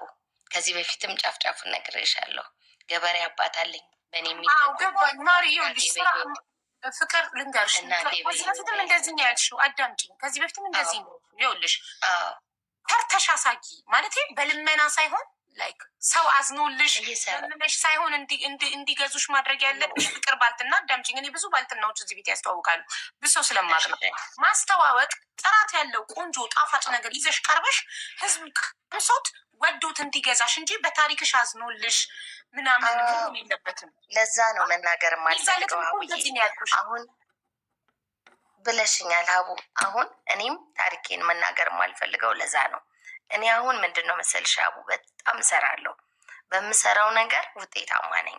ከፈለግሽ ሰዎች እጠቁምሻለሁ፣ የኔን የቀመሱ ገብቶሻል፣ ሪከመንድ ሊያደርጉሽ የሚችሉ ፊድባክ እየቀረጽሽ ፖስት እኮ ብዬሻለሁ። የዛኔም የከስተመሮችሽን ፊድባክ ያንቺን ባልትና የቀመሱ ሰዎች የፍቅር ባልትና በጣም ቆንጆ ነው እያሉ አስተያየት ቪዲዮ ይላኩልሽ። እሱም በቤትሽ እየፖሰትሽ እንደዛ ነው ቢዝነስ የሚሰራው። ብዙ እይታ የለውም አቡዬዋ፣ ብዙ እይታ የለውም። በመጀመሪያው ቀን አይደለም፣ ቀስ እያለ እኮ ነው የሚያድገው። በአንዴ እኮ ላይ አይወጣም ማለት እኮ እያልኩሽ ያለሁት አቡዬ። አሁን ለምሳሌ የሰራኋቸው ቪዲዮዎች እኮ አሉ፣ ብዙ ቪዲዮዎች አሉ። ገብተሽ ብታያቸው ብዙ ቪዲዮዎች አሉኝ። ስሰራም አሰራሩንም የሚያሳይ የሰራሁትንም በምችለው አቅም በራሴ እየቀረጽኩ የለቀኩት አለ። ግን ብዙ እይታ የላቸውም፣ ውስን ናቸው ደንበኞቼ። ኬተሪንግም እሰራለሁ፣ አገልግልም እሰራለሁ፣ ኢቨን ድግስ ወጥ ምናምን ሁሉ እሰራለሁ። አቡ የማልሰራው ስራ የለም። ግን እይታው ብዙ የለውም። ያሉኝ ሰዎች ውስን ናቸው። ውስኖቹም ደግሞ 5-6 ሰው በቃ። ግን እንደ ፋሚሊ ረዥም ጊዜ የቆዩ ኦልሞስት ይህን ስራ ከጀመርኩት ወደ 4 ዓመቴ ነው። አብረውኝ ያልተለዩኝ አሉ። ገብቶሻል? ግን ብዙ አይደሉም። አሁን ምንድን ነው የቸገረሽ ብትይኝ፣ መንገዱ ሀቡዬ ትረጅኝ ይሆን? መንገዱ ድልድዩ 24 ሰዓት ነው የምሰራው። ግን የት ሄጄ ልሽጠው? ድልድዩን የሚያዘኝ ሰው የሚያቀኝ ሰው ሊነግርሽ ይችላል። ግን 3-4 ሰዎች ናቸው ደንበኞቼ፣ ውስን ናቸው። ቪዲዮዎች አይታዩም። አቡዬ የምሬ ነው የማወራልሽ። እኔ በጣም መስራት የምችል ልጅ ነኝ። በጣም ጠንካራ ሴት ነኝ። በጣም አሁን ላይቭ ትከፍቻለሽ? ላይቭ ከፍታለሁኝ። ግን ምንድን ነው መሰለሽ ብዙ ጊዜ አይደለም መከፍተው፣ አብዛኛውን በስራ ነው ማሳልፈው። ብቻዬን ነው የምሰራው። ራስሽ ምሳሌ ሴት ታውቂያለሽ? ከዚህ በፊት እኮ ሲደጋገም ስለሚሰለች ነው። ከዚህ በፊት ኢትዮጵያ የመጣው ጊዜ ገዝታ አስገብቼሽ ረዥም ሰዓት ነግረሽን ሰምተንሻል። ሁልጊዜ ሲደጋገም ህዝቡም ይሰለቻል። ደጋግመሽ ደግሞ ስትለምኙ እቃዋ ጥራት ቢኖረው እቃዋ ቆንጆ ቢሆን እንደዚህ አትለምነንም ነው የሚለው። በመለመን አይደለም ቢዝነስ የሚሰራው። ቢዝነስ የሚሰራው ጥራት ያለው እቃ ትይዣለሽ፣ በንጽህና ታቀርቢያለሽ። ህዝቡ ይጣፍጠውና የገዛ ሰው አስተያየት ይሰጥሻል። ያንን አስተያየት ፖስት ታደርጊያለሽ። የነዛን ሰዎች አስተያየት ሲያይ ሌላው ይመጣል። አንድ ሁለተኛ ደግሞ ላይቭ መክፈት ደግሞ በጣም ጠቃሚ ነው። ላይቭሽን ትከፍቻለሽ። ላይቭሽን ስትከፍቺ ሰዎች ላይቭ ላይ እያዘጋጀሽ ሲያዩሽ፣ ገባሽ? ላይቭ ኢዝ ቬሪ ኢምፖርታንት ቢዝነስ። የምትሸጪው ኦንላይን ላይ እስከሆነ ድረስ ላይቭሽን መክፈት አለብሽ። ላይቭሽን ክፈቺ። ላይቭ ካልከፈትሽ አካውንትሽ እንዴት ያድጋል? አንድ ሁለተኛ ነገር ደግሞ ሰው ስራሽን ዳይሬክት እንዴት ያየዋል? ቪዲዮ እኮ ይቀናበራል፣ ምን ይላል። ላይቭ ግን ቀጥታ ሰዎች ስታዘጋጂ በንጽህና ቤትሽ ውስጥ ስታሽጊ የባልትና እቃሽን ስታዘጋጂ ምንሽን ከስተመር ያዘዘሽን ኦርደር ዶሮ ወጥም ሆነ ምንም ስትሰሪ እያየ ንጽህናውን ሲያይ ሀፒታይቱ ይከፈታል፣ ይጓጓል ለመቅመስ ያንቺን ምግብ። ገባሽ? እና ኮንሲስተንሲ ማለት በተከታታይ ቪዲዮሽን መክፈት፣ ኤቭሪዴይ ቪዲዮ መፖስት፣ ኤቭሪዴይ አንዳንድ ቪዲዮ ፖስት ማድረግ በየቀኑ ላይቭሽን ልክ ሰው ቢሮውን እንደሚከፍት ማለት ሲኖርሽ እኮ ነው። አንዳንድ ቪዲዮ አሁን ለምሳሌ ባልትና እኔ ሳዘጋጅ ቢያንስ ለ6 ወር ነው አንዴ የማዘጋጀው። አሁን ለምሳሌ እያዘጋጀው ነው። እሱን የማዘጋጀው ልለቀው እችላለሁ። ገብቶሻል አይደል? የ6 ወር ነው። 24 ሰዓት የምትሰሪው ላይቭ ላስረዳሽ እናቴ። እሺ አንዴ ላስረዳሽ አቡ። 24 ሰዓት ነው የምሰራው ስልሽ፣ አንደኛ ተቀጥሬ እሰራለሁ። ቀን ላይ ሰራተኛ ነኝ፣ ሌላ ስራ። ማታ አሽጋለሁ፣ ባልትናዎቼን እሰራለሁ። ትዕዛዝ ሲኖረኝ ኬተሪንግ እሰራለሁ፣ አገልግል እሰራለሁ። ይሄ የሚኖረው ማታ ስታሽጊ ላይቭ ላይ ስታሽጊ፣ አዎ አሽጋለሁ አቡዬ። አለ እኮ የተወሰነ አለ፣ ጥራት የለውም እንጂ አለ። ብዙ ጊዜ ግን ምንድን ነው ተሯርጦሽ ስራውን ማድረስ እንጂ መቅረጹ ላይ አልችልም በዛች በሰዓቷ ለማድረስ እንዳልኩ ስለምሯሯጥ ብዙ ጊዜ ስራው ላይ ነው። ግን እሱንም አደርጋለሁ፣ ችግር የለውም። ላይቡንም አደርጋለሁ እምልሽ ግን ስራው ለምሳሌ ማለት ነው። አሁን በቅርቡ ክርስትና ነበረኝ አቡዬ፣ ቪዲዮ አጭር ቀርጬ ልክ ያለው ሰዓቱ ስላልበቃኝ ከዛ ሌላ ስራ የሚመጣው ከሌላ ጊዜ ገብቶሻል አይደል? በጣም ጋፕ ከሰፋ ጊዜ በኋላ ነው የሚመጣው። ስለዚህ ያሉኝን ቪዲዮዎች ነው ደጋግሜ መልቀቅ የምችለው እንጂ አዲስ ነገር አያይም ሰው። ምክንያቱም ስራው ቶሎ ቶሎ አይመጣም እያልኩሽ ነው አቡ። ቶሎ ቶሎ ሲመጣልሽ ለምሳሌ ዛሬ ይሄ ነው ኦርደር፣ ዛሬ እንዲህ ነው ትያለሽ አይደል አቡዬ? የኔ ግን እንደዛ አይደለም። እነዛ ውስን ደንበኞቼ ልክ ሲጨርሱ ነው የሚመጡት፣ ወይም ደግሞ በእነሱ የሚመጡ 2-3 ሰው ነው የሚመጣው። ተረድተሽኛል አቡ? ከዛ ላይ ባሁን እንጀራ ስጋግር ድርቆሽ ሳስገባ ስሰራ ረዥም ጊዜ ላይ ብገባለሁ፣ ግን ምንም የተለየ ነገር አላገኘውም አቡ። ኦኬ ገበያ የሚመጣው በጸሎት ነው። አንደኛ ጸልይ፣ ሁለተኛ ደግሞ ስላለሽ ነገር አመስግኝ፣ ሶስተኛ ነገር ደግሞ አሁን ራሱ እየነገሩሽ ነው ላይቭ ላይ ሁሉንም ያማከለ ሙዚቃ ተጠቀሚ፣ መዝሙር ብቻ አትጠቀሚ። ኦኬ አንዳንዴ መዝሙር ብቻ ስትጠቀሚ ያው መዝሙር የሚመለከተው ሰው ብቻ እንዲያይሽ እየፈለግሽ ነው። ስለዚህ የቢዝነስ ሰው ስትሆኚ ደግሞ ሁሉንም ያማከለ እንትኖችን ተጠቀሚ። ሁልጊዜ መዝሙር ብቻ አታድርጊው። ሁለተኛ ነገር ደግሞ አዲስ ቪዲዮ ለምሳሌ ግዴታ እያሸግሽ ብቻ መሆን ይለብትም። ስለ ባልትና ያለሽን እውቀት ቪዲዮ ስሪ። ገባሽ? አንቺ ደስተኛ ሆነሽ ሀፒ ሆነሽ ከልብሽ ስትሰሪው ያንን ነገር እያደግሽ ትመጫለሽ። ገባሽ? ግን ገንዘብ ብቻ ፈልገሽ ሆነ አይሸጥም። ሁሌ የምታማረሪ ከሆነ አይሸጥም፣ ገበያ የለም፣ እንደዚህ አዲስ ቪዲዮ የለኝም ምናምን የምትይ ከሆነ ነገሩ ምን እየሆነ ይመጣል መሰለሽ? ስታማሪ እየባሰ ይመጣል። ግን ስታመሰግኝ ደስተኛ ሆነሽ ጠዋት ተነስተሽ ለምሳሌ ደስተኛ ሆነሽ አንድ ቪዲዮ ትሰሪያለሽ። ስለ ሽሮ፣ ስለ በርበሬ የሆነ ነገር አሰራር ሊሆን ይችላል። ግዴታ ኦርደር ከሌለ ስለ ባልትና እውቀት ሙያሽን ታካፊያለሽ። ገባሽ? ሙያውን ማወቅ የፈለገ ሰው ቪዲዮን አይቶ አሰራርሽን በአገላለጽሽ ወዶ ገባሽ? ከስተመር የምትይዥው በስራሽ ነው። ገባሽ? ከስተመር እየለመንሹ ግዛኝ ስትዩ እየናቀሽ ይመጣል ከስተመር። ገባሽ? በጥራትሽ ግን በስራሽ ኳሊቲ ግን ራሱ ወዶ ፈልጎ መጥቶ ሲገዛሽ ፕሮዳክትሽ እየታወቀ እየተወደደ ይመጣል። አንደኛ ህዝቡ ምን ይፈልጋል? ንጽህና። ሁለተኛ ጣዕም ይፈልጋል። ንጹህ ከሆነና ጣዕም ካለው ማንም ለምኑ መጥቶ አንቺ ጋር ይገዛል፣ ወረፋ ይዞ። ገባሽ? ስለዚህ አንቺ እንደገና ንግድ ትዕግስት ይፈልጋል። ዛሬ ገበያ የለም ነገ ይመጣል። ተመስገን አምላኬ። ዛሬ የለም ተመስገን፣ ሲኖርም ሳይኖርም ተመስገን። እሺ እህቴ እሺ። ፎሎ አድርጓትና ፕሮዳክቷን ሞክሩ። ፎሎ አድርጓትና ፍቅር ባልትናም ፕሮዳክቷን ሞክሩ። ለሶስተኛ ጊዜ መተሽ እዚህ ቤት እንደማታማርሪ ባለሙሉ ተስፋ ነኝ። መሰግን እመጣለሁ አቡዬ፣ አላማርርም እርግጠኛ። ፎሎ አድርጓትና የባልትና ውጤቷን ቀመሱት እና እየቀመሳችሁ ደግሞ ፊድባክ ስጧት፣ አስተያየት ስጧት። አስተያየቱን ፖስት እንድታደርገው በቤቷ ማለት ነው። እናመሰግናለን። እሺ ማነው የሚለው ስሟ? ቀይ ፍላወር ያላ ባሪያ ወይ ሀቡ፣ እንዴት ነሽ? ሰላም ነሽ ወይ?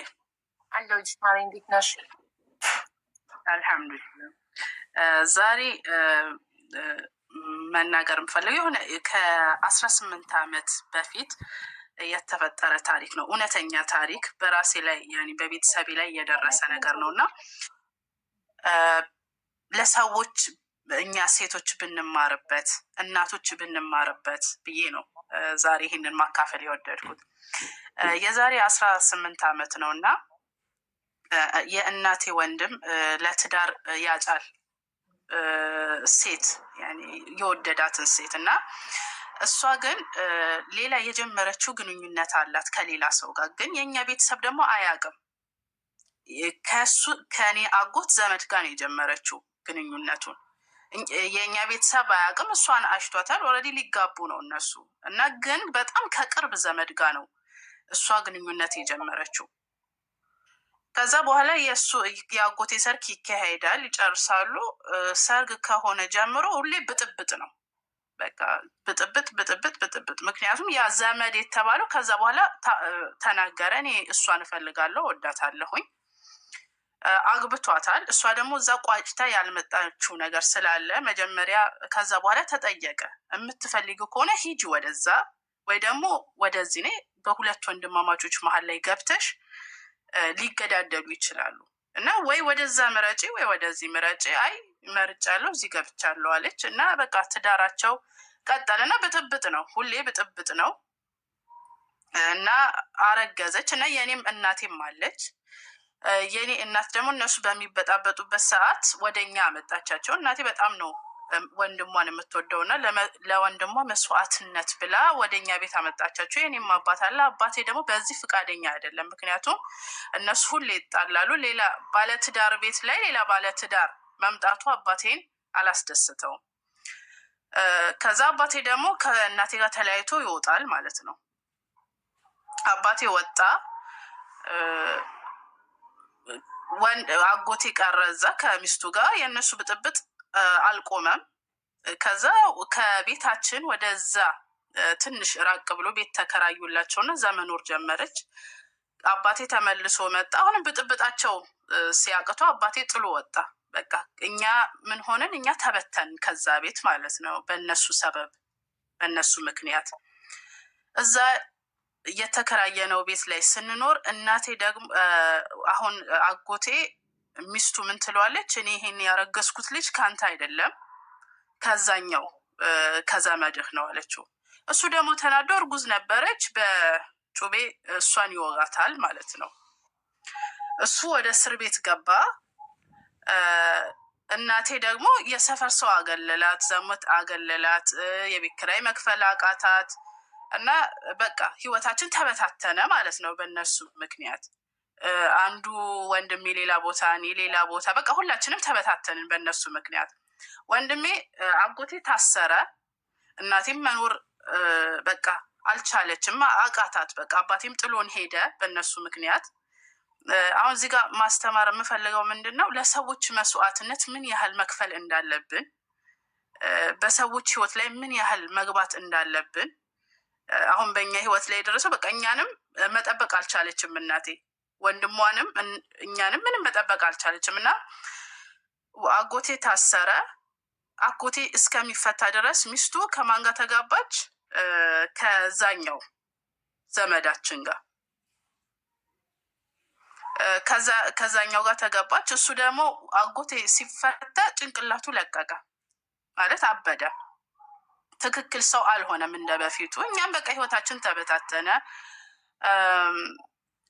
እነሱ ይሄ ያገባችው ወንድም ያገባችው ባሏ ደግሞ እሱ ደግሞ ራሱን ሰቅሎ ሞተ። በቃ ምክንያቱም በጣም ዘመድ ነው። በጉራጌ ምን ይባላል?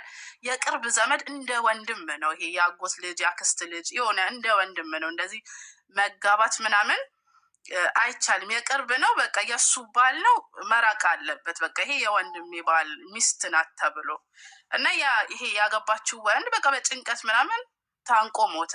የእኛም ህይወት በቃ ተበላሸ። ያኔ አንዱ እዛ አንዱ እዛ ቤት እዚህ ቤት መኖር። እሷም ያገባችውም ወንድ አልሆነለትም፣ እሱም ታንቆ ሞተ። ይሄ የኔም አጎት ጭንቅላቱ ለቀቀ እና የወለደችው ከዛ ከአጎቴ ሌላኛው ዘመዴ ጋር የወለደችው ልጅ በራሱ በሽተኛ ሆነ እና በቃ ይሄ ውስብስብ ያለ ነገር የሆነ አንዳንዴ እኛ ሴቶች ግንኙነታችንን የጀመርነውን ሳንቋጭ እዛ እዚህ የምንለው ነገር ምን ያህል ዋጋ ምን ያህል ቤተሰብ እንደሚያበላሽ። አሁን ለምሳሌ አልሐምዱሊላህ እኛ አድገናል፣ ትልቅ ደረጃ ደርሰናል። አልሐምዱሊላህ የኔ ችግር የለም። ግን ይህ ሁሉ በልጅነት አሁን እኔ ያየሁት ነገር በጣም በቃ ጭንቅላቴን ያመኛል በቃ እና ለሰዎች ትምህርት ቢሆን ብዬ ነው ዛሬ ያወራሁት። እና ግንኙነታችንን ስንጀምር ቋሽተን አብሶ በቤተሰብ መሀል ላይ የሆነ ነገር ከሆነ ይኸው በቃ ልጁ ታንቆ ሞተ። አንደኛው ጭንቅላቱ በሽተኛ ነው፣ የተወለደው ልጅ በሽተኛ ነው። እና የሁሉ ነገር ውስጥ ከመግባት ራሳችንን ብንቆጥብ ብዬ እላለሁ። ይሄንን ነው ማለት የምፈልገው። በጣም ከልጅነቴ ጀምሮ የሚያመኝ ነገር እና የሆነ ቦታ ባወራው ወይ ብጽፈው ብዬ የማስበው ነገር ነው እና ዛሬ ስላወራሁ ደስ ብሎኛል። በአጭሩ ነው እንዳይበዛ የነገሩሽ የሆነ የስለ ህይወት ታሪክ ይመስላል። ስለ ህይወት የወንጀል ታሪኮች የሚቀርብበትን ፕሮግራም ታውቂዋለሽ? የሆነ የስለ ህይወት ይመስላል። አሁን በጣም የሚያሳዝን ታሪክ ነው። እዛ ቦታ ላይ የሆነው አሁን እኔ እዛ ቦታ ላይ ሆኜ ስለሆነ እና ሁሉን ነገር ስላየሁት በቃ በጣም እንትን ይለኛል፣ ያመኛል። እና ሰዎች ቢማሩበት ከዚህ በኋላ ባይፈጠር ብዬ የምለው ነገር ነው፣ በራሴ ስለደረሰ ማለት ነው። አልሐምዱሊላህ። እና ሴቶችዬ እንጠንቀቅ፣ ራሳችንን እንዲህ ግንኙነት ላይ እዛ እየከተትን የሰው ህይወት ባናበላሽ እና የምንከፍለው መስዋዕትነት ለቤተሰብም ገደብ ቢኖረው ብዬ እላለሁ። እና አመሰግናለሁ ሀቡ። እኛም በጣም እናመሰግናለን። ሀና ውሃ ቀብኝ እና ሀና እንዴ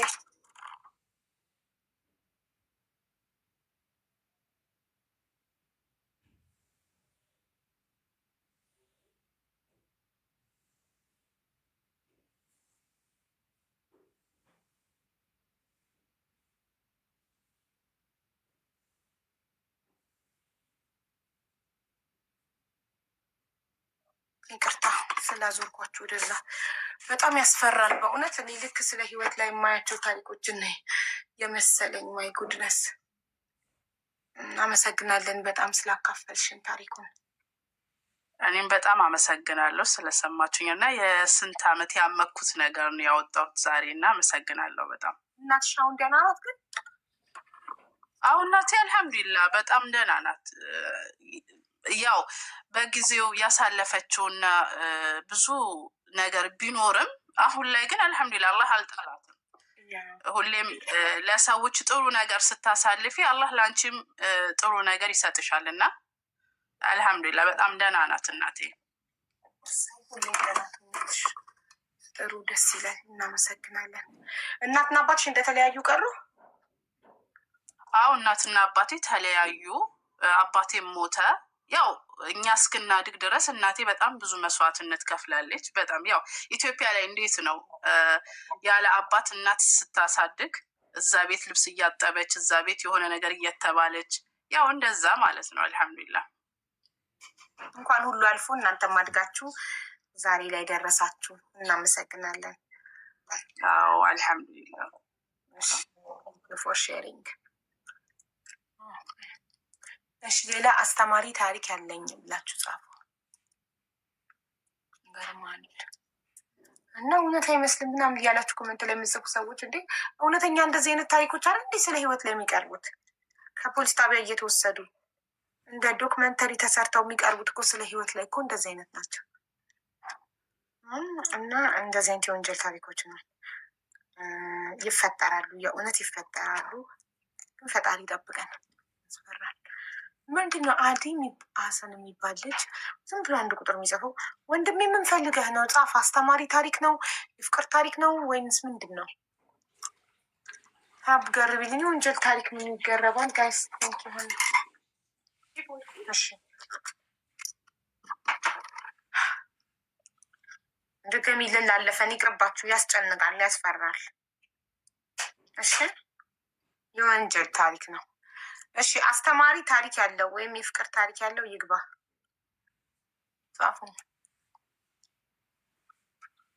ጻፉ ጻፉ ጻፉ። ታይ ግን ምኞት ምንድን ነው? ታይ ግን የምትይኝ የወንጀል ታሪክ መስማት ትወጃለሽ? እርጉዝ ሴት በጮቤ ወቅቶ ምናምን አይነት የሚሰቀጥጥ እርግሻል ማሬ ያስጨንቃል፣ መንፈስ ያስጨንቃል። እሺ ጻፉ።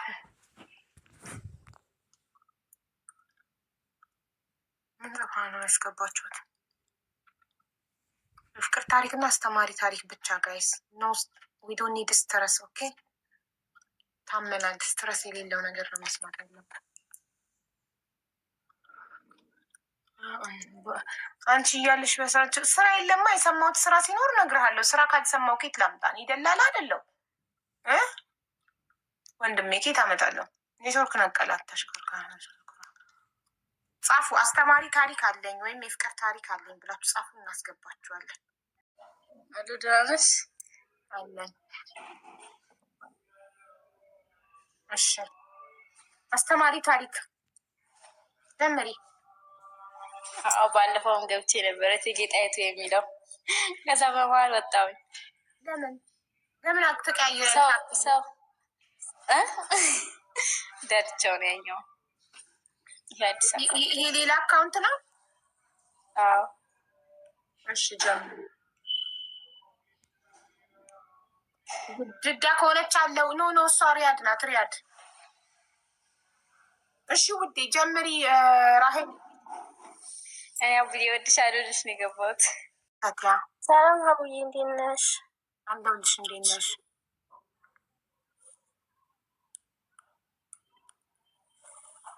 አይሰማም? ይሰማል። አለሁልሽ። እንዴት ነሽ አልኩሽ እኮ ማርያም። አልሰማሽኝም? አለ አልሐምዱሊላህ ደህና ነኝ። አለው እኔ አስተማሪ ታሪክ አለኝ ብዬ ነው የገባሁት። እሺ ጀምሪ። በመጀመሪያ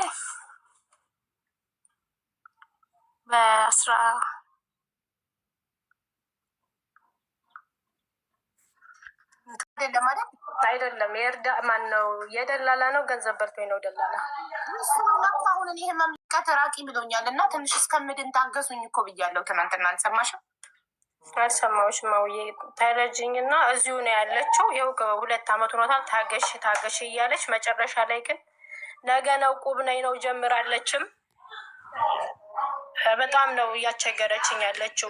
የሰው ህይወት ሁላ ሊጠፋበት ታውቃለች። ብዙ ነገር ታውቃለች። አድራሻዋን ታጠፋብኛለች እና 575,000 ነው የተበላሁት። 500 በኢትዮጵያ ማለት ነው። የት ሀገር ነው? እዚሁ ዱባይ ናት ልጅቷ። አቡዬ ታሪኩን ልንገርሽ፣ ግማሹን ረዝም ነው። እሷ እኔን አመጣችኝ፣ እንደ ጓደኝነት ፈጠር። ከዛ ደላላ ናት ስጭኝ ልጆች ስትለኝ የሰፈሬ ልጆች ሰጠዋትኝ። ቁጥር ሰጠዋት። ቁጥር ነው ያለው አወኩት።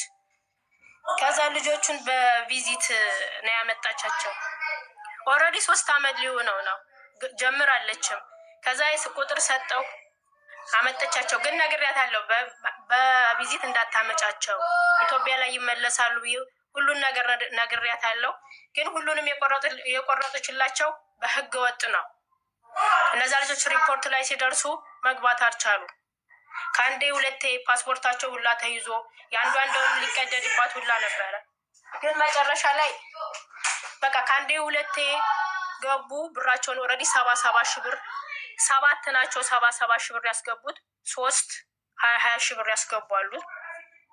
ከዛ እነዛ ልጆች መልሽልን በቃ እንሄድም ብለው ሲሏት ልጆቹ ኦልሬዲ ተመለሱ። ከዛ እመልሳለሁ አለች። ኦልሬዲ ያገናኘኋቸው እኔ ነኝ። ስልክ ቁጥር ያለው አወኩት እኔ ነኝ። መጨረሻ ላይ እኔ ነኝ ያተያዝኩት። ልጄ ሁላ ታፍኖ ብዙ ነገሮች ብዙ ተፈጥሯል። የሰው ሽማግሌ ብትኛለኝ መረጃም አለኝ። ልጆቹ ደግሞ ብር ሲልኩ ወደ እኔ ልከውልኛል። እንትኑ መረጃውን ማለት ነው። መረጃውን የጋለ እኔ ኦልሬዲ ልጄም አባቴም እናቴም ተያዙብኝ። እሷም ብዙን ጊዜ ሽምግልናውን ሰምታለች። ስታሸማግል ነበር።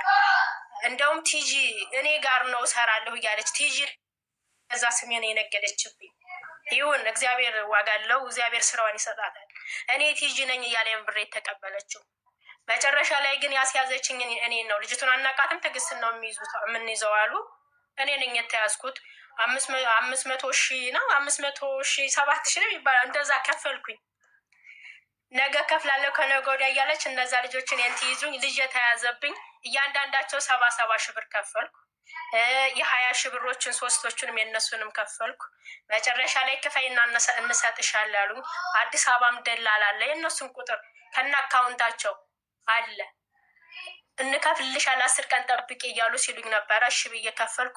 እከፍላለሁ ብላ ቃል እንደገባች ይኸው አንዴ ነገ ትለኛለች። ሽማግሌም አለ እሸቱ ጋሻው የሚባል ልጅ አለ። አስገቢው እሱ ነው። መጨረሻ ላይ እኔ ጋር እንዳታወራ ተደረገ። ከፍላለሁ። ሻመትም ፖሊስ የሚያዘኝ መንግስት የሚጠይቀኝ ሰርቼ ከፍላለሁ አለኝ። ግን ትዕግስት እንዳታወራኝ ስትል እኔ ተውቋት። ኦልሬዲ ልጁ የ2 ሽማግሌ ሆነ። የእሸቱ የሚባለው ልጅ በሁለታችን ይሄን ያጎቴ ነው ያጎቴ ልጅ ነው። ግን ነገሮችን ያዘ በሁለት እሱ ለእሷም ለእኔም ሆነ። እኔ አላናገርም እሷን ነው። ከዛ 45,000 ምናምን ጀመረች በሱ። ብርሽ ነው የምትፈልጊው ጠብቂኝ እከፍልሻለሁ ስትለኝ እኔም ታገዝኳት። እሺ እኔ የምፈልገው ብሬን ነው እሺ አልኳት። ይኸው 45,000 እንደጀመረች አቆመች። ትጠየቃለች። ማስገኘው ሮብ ነው። ቁባለኝ ቁም አልደረሰኝም ነው። ከነገ ወዳ ነው። ሁልጊዜ ቀናቶች የእግዚአብሔር ቀናቶች አያልቁም። ሁልጊዜ እንደዚህ እያለች አታለለች። ቁጭ ብያለሁ በትዕግስት እየጠበቅኩኝ። ስልክ ቁጥሩ አለ። እስኪ እንግዲህ አገር ይፍረደኝ። እንደ ኢትዮጵያነቴ እንደ ህዝብነቴ ህዝብ ይስማኝ፣ ህዝብ ይስማልኝና እባክሽን እርጅኝ። መቼ እንደምትል አሁንም እታገሳለሁ። ብሬን ትስጠኝ። እሺ ቲጂ እንደገባሽ ነገር ይሻለው አይደል? አሁን ላይ እኔ ታምሜ ሆስፒታል ሄጄ እሺ ቀን ያጅልኝና እታገሳለሁ። አውዬ ችግር የለውም። እንደምድን አላውቅማ። ልዳን መጀመሪያ እኔ ልዳን ድነሻል በቃ ሲለኝ ዶክተር እዛኔ ደላሎችን ጉዳይ መልሼ መያዝ ጀምራለሁ። ግን አንቺም ደላላ ነሽ በእኔ አይን። እኔስ አይደለሁኝም። እሺ ካልሽ ልንገርሽ፣ የደላላ ተባባሪ ነሽ። ለደላላ ልጆቹን ያስተዋወቅሻቸው አንቺ ነሽ አንደኛ። አንቺ ደግሞ ማለት ነው ራስሽን አምጥታሽ እንደ ጓደኛ ስለገጠማችሁ ልጆቹ እኮ በትክክል አንቺን ነው መጠየቅ ያለባቸው። ለምን አንቺ ነሽ ያስበላሻቸው? አንቺ ነሽ ያገናኘሻቸው። አዎ ይሄንማ አምናለሁ። ሰጥቻለሁ። ቁጥር አለዋውጫለሁ። ትልሻለች ኮሚሽን የለም ኧረ በሱም አለ። ልጅቷ በአካል አለች አይደል? እንዴት ትጠየቃለች? አልታሰበልኝም። በእግዚአብሔር ልጆቹ ጓደኞቼ ናቸው። ችግራቸውን እንደ ችግሬ ተረድቼ ውሰጅን። ጦርነቱ ነበር። ሴቶች ልጆች እየተደፈሩ በነበረበት ሰዓት ልጆች ገባኝ። ቲጂ ህገወጥ ደላላን ማገናኘት እኮ ራስሽ ራሱ እንደ ህገወጥ ደላላ ነው የምትቆጠሪ። ታውቂያለሽ። ይህንንማ ኃላፊነት በመውሰዴ እርግጥ ጥፋቴ ነው። ግን ጥፋቴ ሆኖ ራሴ ነው ወንጀሉም የመጣብኝ ወደ እኔ ነው። የከፈልኩትም እኔ ነኝ። ምን ኦልሬዲ እሷ በልታለች። እኔ ነኝ የከፈልኩትኝ። እኔ ችግራቸውን ነው የተረዳሁት። እንደ ችግር ያይቼ እነዛን ልጆች ስልክ ቁጥር በሰጠውበት ነው ጥፋቴ። ሌላ ነገር ምንም ያደረኩት ነገር የለኝም። ስልክ ነው ያመጣችልሽን ስልክ ማገናኘት እኮ ማገናኝ እኮ ነው። አገናኝም እኮ ደላላ ነው። እሺ ስንት ብር ከፈልሽ አንቺ? 500,000 ብር ነው። እንደውም ለዛም 70,000 ብርም አለው። ያንን ነው የከፈልኩት። ደረሰኝም አለ። 570,000 ከፍለሽ ጨረሽ? አዎ ከፍዬ ጨርሻለሁ። ለምን ልጅ ተይዞብኛል፣ መንገድ ላይ ልጇን ፈልጉ እየተባለ ቤተሰቤ እንደገና የ2 ዓመት ልጅ ነው። መጥረቢያ ነው የተወረወረበት ለልጁ። ስለዚህ የ2 ዓመት ልጅ ሲያዝብኝ ታውቃለች። ይህን ሁላ ተሸምግሏል። ትዕግስት አይደለችም የለችበትም ብላ ለሽማግሌ ራሱ ቃል ሰጥታለች። ስልክ ቁጥር ሰጥታኛለች። ሌላ ታሪክ ላይ ግን የለችበትም ብላ ቃል ሰጥታለች። ስለዚህ ህፃን ልጅ የ2 ዓመት ልጅ ነው። ለ20,000 ብር ነው መጥረቢያ የተወረወረበት። ግዴታ ስለሆነ ከፍያለሁ። ለምን ልጄ ነዋ። እናት አባቴ ሁላ ቤት ተቀምጠው ለትንሽ ብሩን እስከምጨርስ ድረስ ከቤት አይወጡም ነበር።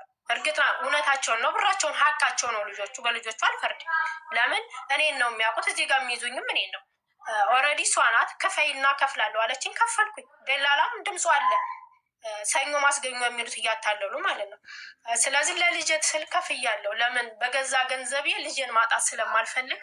ባጃጅ ቀርቦ ህፃኑ እየተጫወተ የትዕግስት ልጅ ማንኛው ነው ተብሎ ሁላ ልጄን ይዘውት ነበረ። ስለዚህ መክፈል ስለነበረብኝ ተበድሬም ወርቄንም ሽጬ ነው የከፈልኩት። ያን 570,000 ብር ማለት ነው። ለዛውም 70 ምናምን 40 ምናምን ሺህ ብር እኮ ጀመራለሽ። አትክድም እኮ ብሩን አትክድም አለ። ከፍላለው ግን ጊዜ ስጭኝ ነው። ነገም ጊዜ ስጭኝ ነው። ተነገ ወዲያም ጊዜ፣ ሁልጊዜ ግን ይኸው 3 ዓመት ሞላው ጊዜ እየጠበቋት ልጅቷል። ይኸው አሁንም ሌላ 3 ዓመት ብታቆይብሽ ምን ልታደርጊ ነው ያሰብሽው አንቺ? ቃል ትግባ። ብሬን ነው የምፈልገው። አሁን እታገሳለሁ። ለምን 500 ምናምን ሺህ ብር ነው ሰጥቻታለሁ። ብቻ ግን በእናንተ በሀገር መካከል ቃል ትስጥልኝ፣ እጠብቃለሁ። በቃ ልዳንና እናገርልሻለሁ። አቡ መዳሜን አንቺ ቤት ገብቼ ማመስገን የምፈልጋለሁ የምትይው ልጅ ኮመንትሽ ተለቸን። በቃ እሺ እኮ አልኩሽ እኮ እሺ። አመሰግኛለሁ። እና ቲጂ ስድን ትመጫለሽ። አመሰግናለሁ።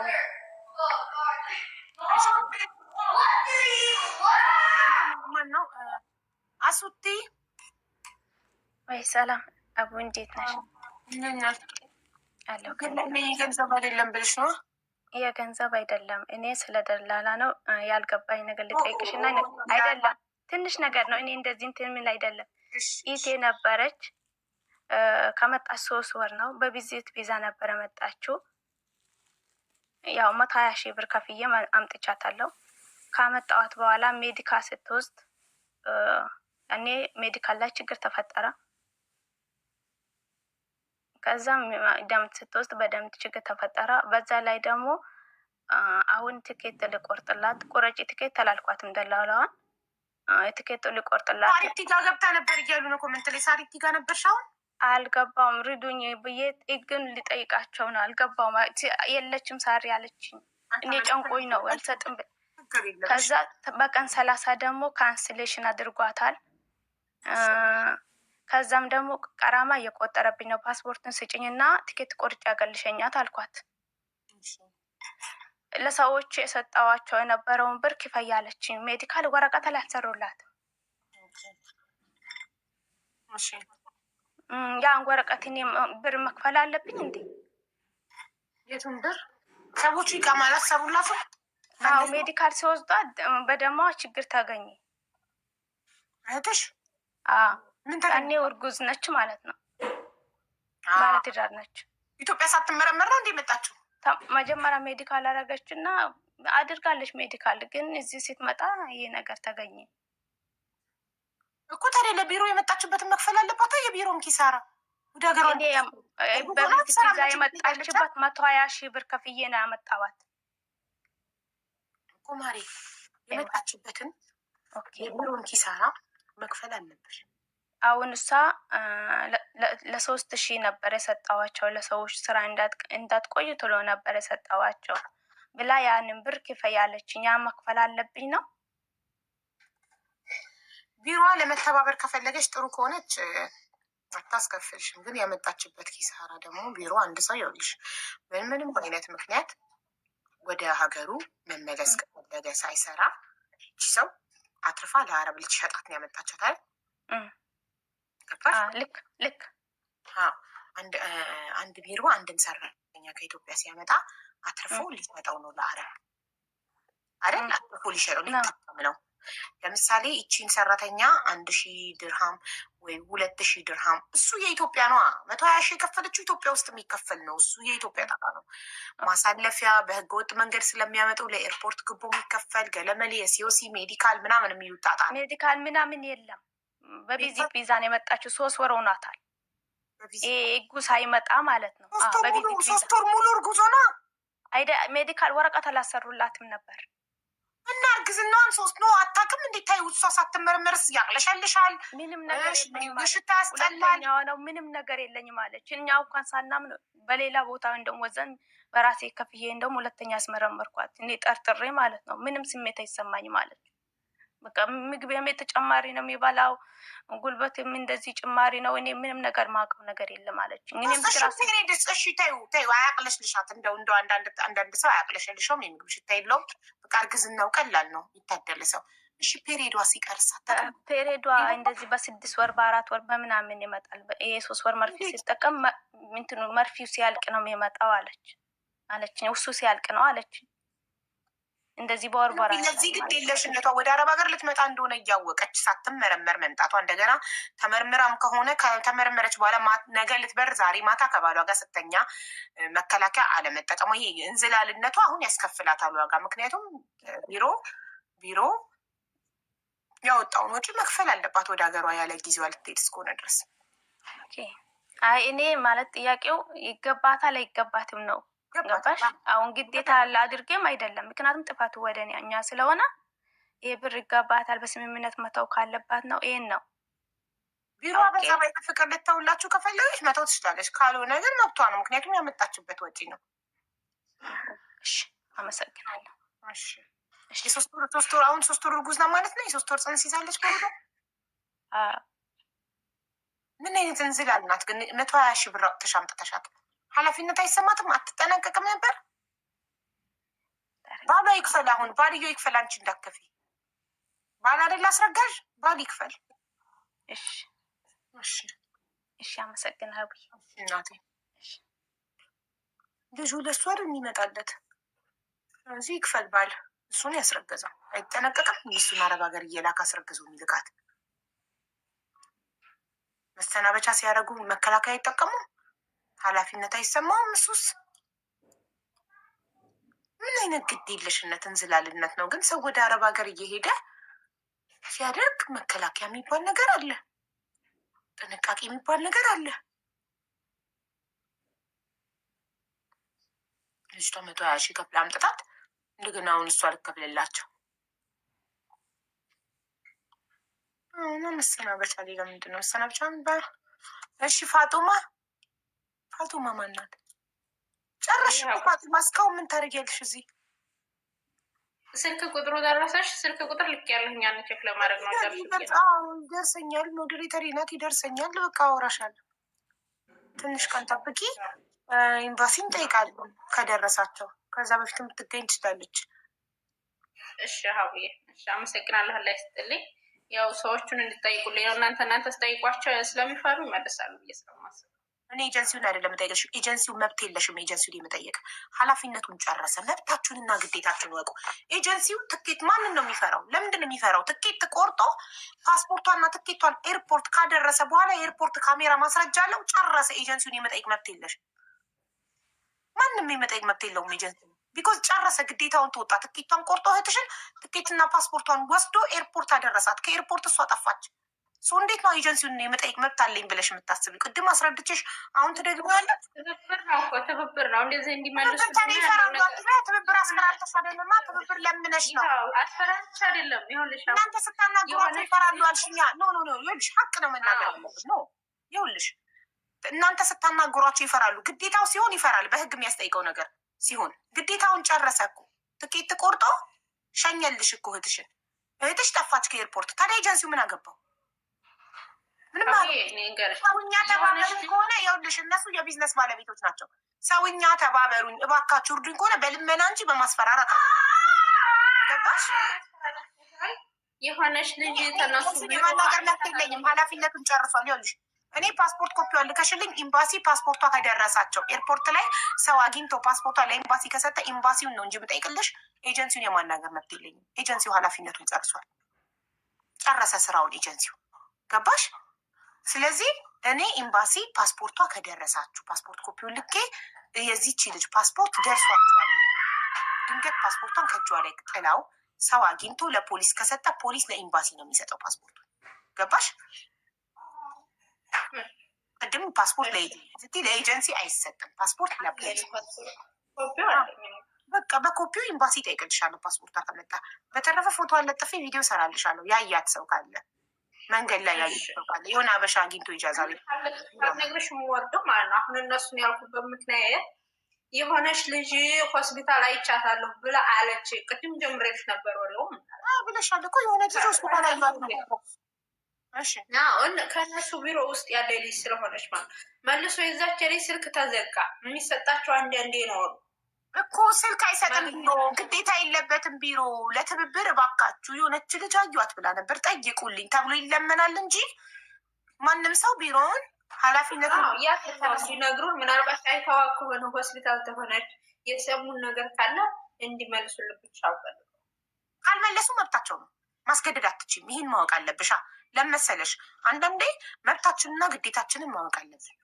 እነሱ መብታቸውን ግዴታቸውን ጨርሰዋል።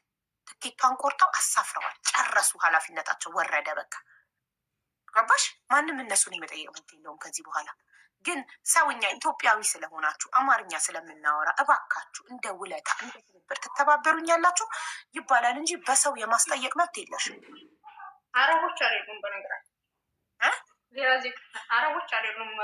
የሳውዲዎቹ ቢሮዎች አረቦች አይደሉም። ስልክ ቁጥሩን ሰጥተውኛል። የለበሰችው ዩኒፎርም ላይ ሎጎ አለ እና አግኝቼዋለሁ። አረቦች አይደሉም ማለት አበሾች አይደሉም።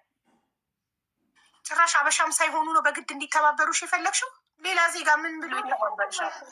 እኔ በግድ አላልኩም እኮ ካለ ይመልሱልኝ ነው እንጂ እናንተ ስታናግሯቸው ይፈራሉ። ፈትፋቱማ እናንተ ስታናግሯቸው ይፈራሉ አላልሽም? እናንተ ስታናግሯቸው ይፈራሉ እኮ ጉልበት ነው።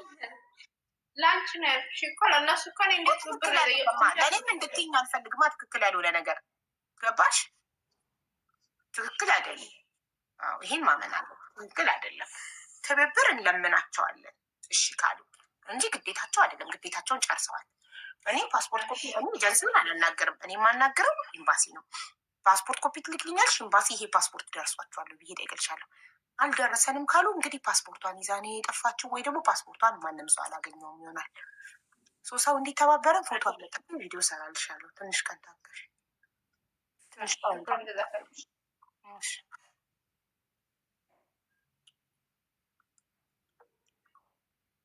የኤምባሲና የኤጀንት ልዩነት ምንድን ነው? እንዴት አታውቂም? የኤምባሲና የኤጀንት ልዩነት ጎ ሰርችን ጎግል ላይ ሄደሽ ዋት ኢዝ ዘ ዲፈረንት ቢትዊን ኤጀንሲ ኤንድ ኤምባሲ ብለሽ ሰርች አድርጊ።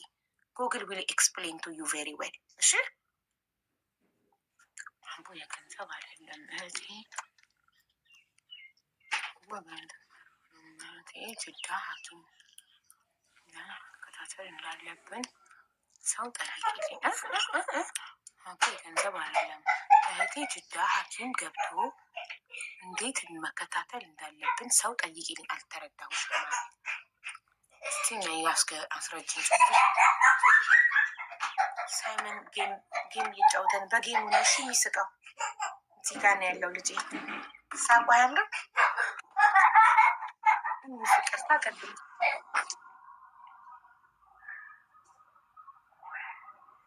ሰላም ይሰማል? ይሰማል። እንዴት ነሽ? አለው እግዚአብሔር ይመስገን። ሀሳቤ ምንድን ነው? አንድ አጎቴ ነበር እና ጅዳ በጠና ታሞ መንግስት ሆስፒታል ጥለነው ነበረ እና መንግስት ሆስፒታል ከጣልነው በኋላ የጣለው ሰው ኢቃማን ያዙብን። ከዛ በ15 ቀኑ ሄዶ ሲያይ 45,000 ሪያል ደርሶባቸዋል አሉን እና ያንን እሱ ኤምባሲ ሄዶ እኔ ልጁን አላውቀውም ብዬ ራሴን ላውጣ ብሎ ኤምባሲዎቹን አናገራቸው። እነሱ ደግሞ እኛ መከታተል አንችልም፣ በእኛ ስም ካደረግከው ብሩን እኛ ነን ጠቅላላ መክፈል ያለብን እና በራሱ ስም አድርገው አሉት። አሁን በራሱ ስም አድርጎታል፣ ግን እኛ እንዴት መከታተል እንዳለብን ሰው የሚረዳን ካለ ሰው ብትጠይቅልኝ ደስ ይለኛል። ማንም ሊረዳቸው አይችልም። ምክንያቱም ሳውዲ ላይ አንድ ሰው የሆስፒታል 45,000 ሪያል ዕዳ ያለበት ሰው ለማየት መቼም ኢቃማ የሌለው ሰው ከሄደ ከበር ላይ ነው ፖሊስ የሚይዘው። ታውቂያለሽ አይደል? ግዴታ ኢቃማ ያለ ሰው ነው የሚሆነው።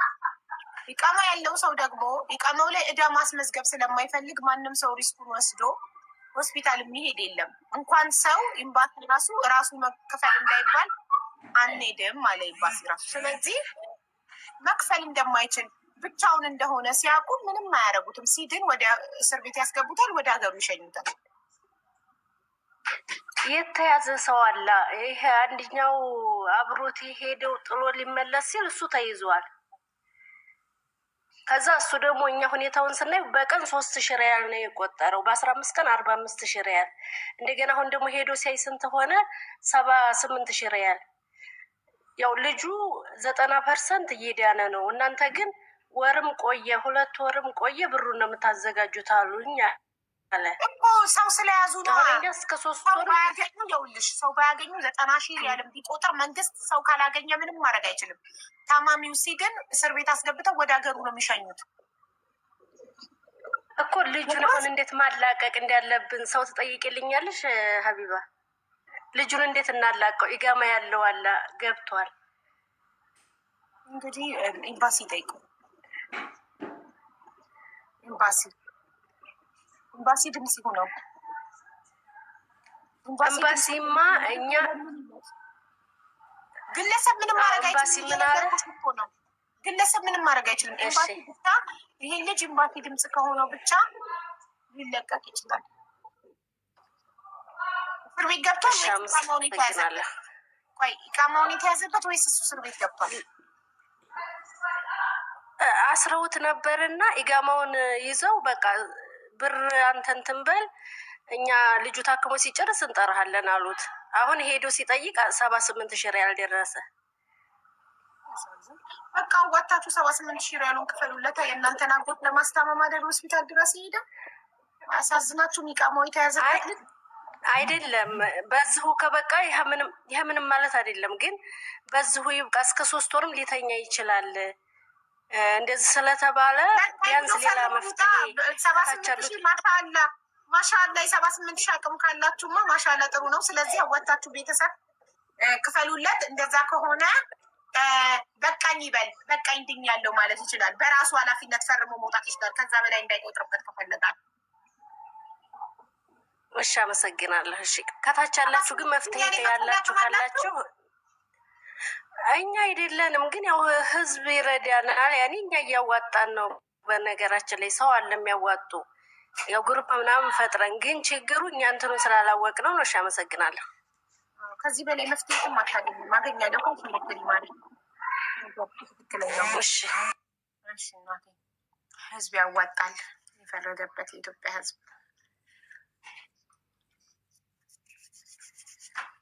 እሺ ጋይስ ብሩ እሱ ችግር የለውም። ከዛ ካልጨመረ ስትል እኮ ያ እጃቸው ላይ ብር የያዙ መስሎኝ ለካ ህዝብ ተማምነው ነው። እሺ አቡ በካምፓኒ ነበር። ይሄ ግሉ ግን እሱ አይደለም።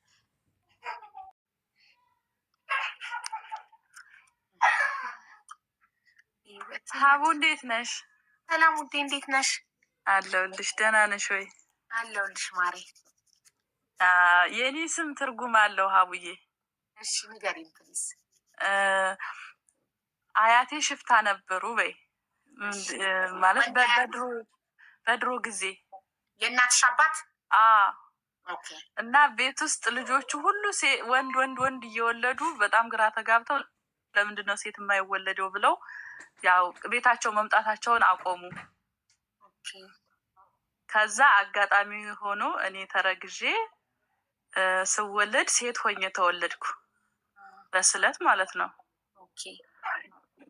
ከዛ እሳቸው ሴት ልጅ ትወልዳለች ኑ ወደ ቤቱ ተመለሱ ሲባል መጥተው ሴት የለም አሉኝ። ከአንቺ ውጭ ሴት የለም ማለት ነው? በቤተሰቦቻችሁ ከአንቺ ውጭ ሴት? ከኔ በኋላ ነው ሴቶች የመጡት። ስለዚህ የቤተሰቦቻችሁ በዛን ጊዜ የቤተሰቦቻችሁ ብቸኛ ሴት ነበር? ብቸኛ ሴት ነበርኩ። እናቴ ደግሞ አንድ ብቻ አርጋኝ ቀረች ማለት ነው።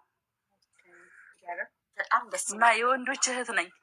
ዋው ትርጉሙ በጣም ደስ ይላል። በትርጉም መሆኑ ደስ ይላል። እውነትም ሴት የለም ግን በእናንተ ፋሚሊ፣ በሀገሪቷ ሙሉ አይደለም የሌለ። አይ በሀገሪቷ ሳይሆን በቤተሰብ ብቻ ደስ ይላል። በጣም ታድለሻል። እውነት ብዙ ሰው ነው ግራ የሚገባው ታውቂያለሽ። ብዙ ሰው በቃ አያምኑኝም። ሁሌ አዲስ ሰው ስትተዋወቂ አያምኑሽማ። ዝም ብለው ማነው ስሜት ሲሉኝ ሴት የለም ስላቸው ሙድ እያያዝኩ ነው የሚመስለው ህዝቡ። ግን ራሴ እኮ በቃ ለሙድ ይመስለኝ ነበረ። አሁን ስሟ ነው ጋይ፣ ሴት የለም ትክክለኛ ስሟ ነው። ትክክለኛ ስሜ ነው። በዛ ላይ ደግሞ ሀቡ የሰማይ ስባሪ ነው የማለው። አዎ ትልቅ ናት፣ ወፍራም ወፍራም አለ። አንቺማ ምን ደርሰሽ እኔ ጋ? አንቺ እኮ ቁመትም ስላለሽ ያምራል። ግርማ ሞገስ ሳለሽ በቁመት ይዤው ቁመት ስላለሽ ያምራል። ከቁመት ጋር ሲሆኑ ውፍረት ደስ ይላል። ለዛ ነው። አመሰግናለሁ ስላስገባሽኝ። ደህና ዋይ። እናለን ትርጉሙን ስምሽን ስለነገርሽን። እሺ እናቴ ቴንኪው።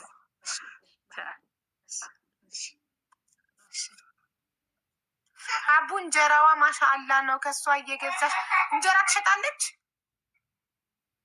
ሴት የለም እንጀራ ትሸጫለሽ እንዴ? እኔማ ቤት ነው የሚጋገረው። ምጣድ አለን የጤፍ ዱቄት ከኢትዮጵያ ምጥቶ ሀና ናት የምትጋገረው። እኔ እኮ አልገዛም እንጀራ፣ የግዢ አይደለም የምንበላው። ኦኬ ከኢትዮጵያ ነው የምታመጣው ወይስ እዚህ የተጋገረ?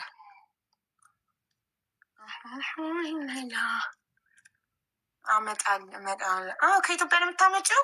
ኦኬ በጣም ጥሩ። የጤፍ እንጀራ ማለት ነው።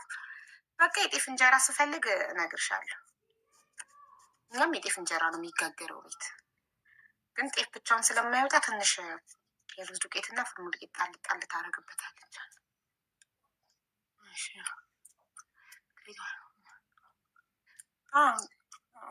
እሺ ማለት የጤፍ ዱቄት ከኢትዮጵያ ነው የማመጣው።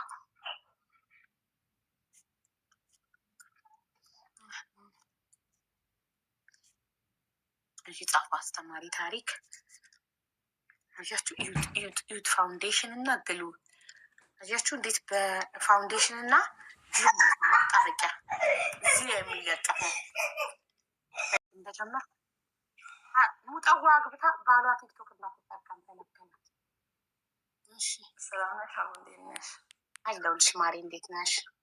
ደህና ነሽ? አለሁ አልሐምዱሊላህ።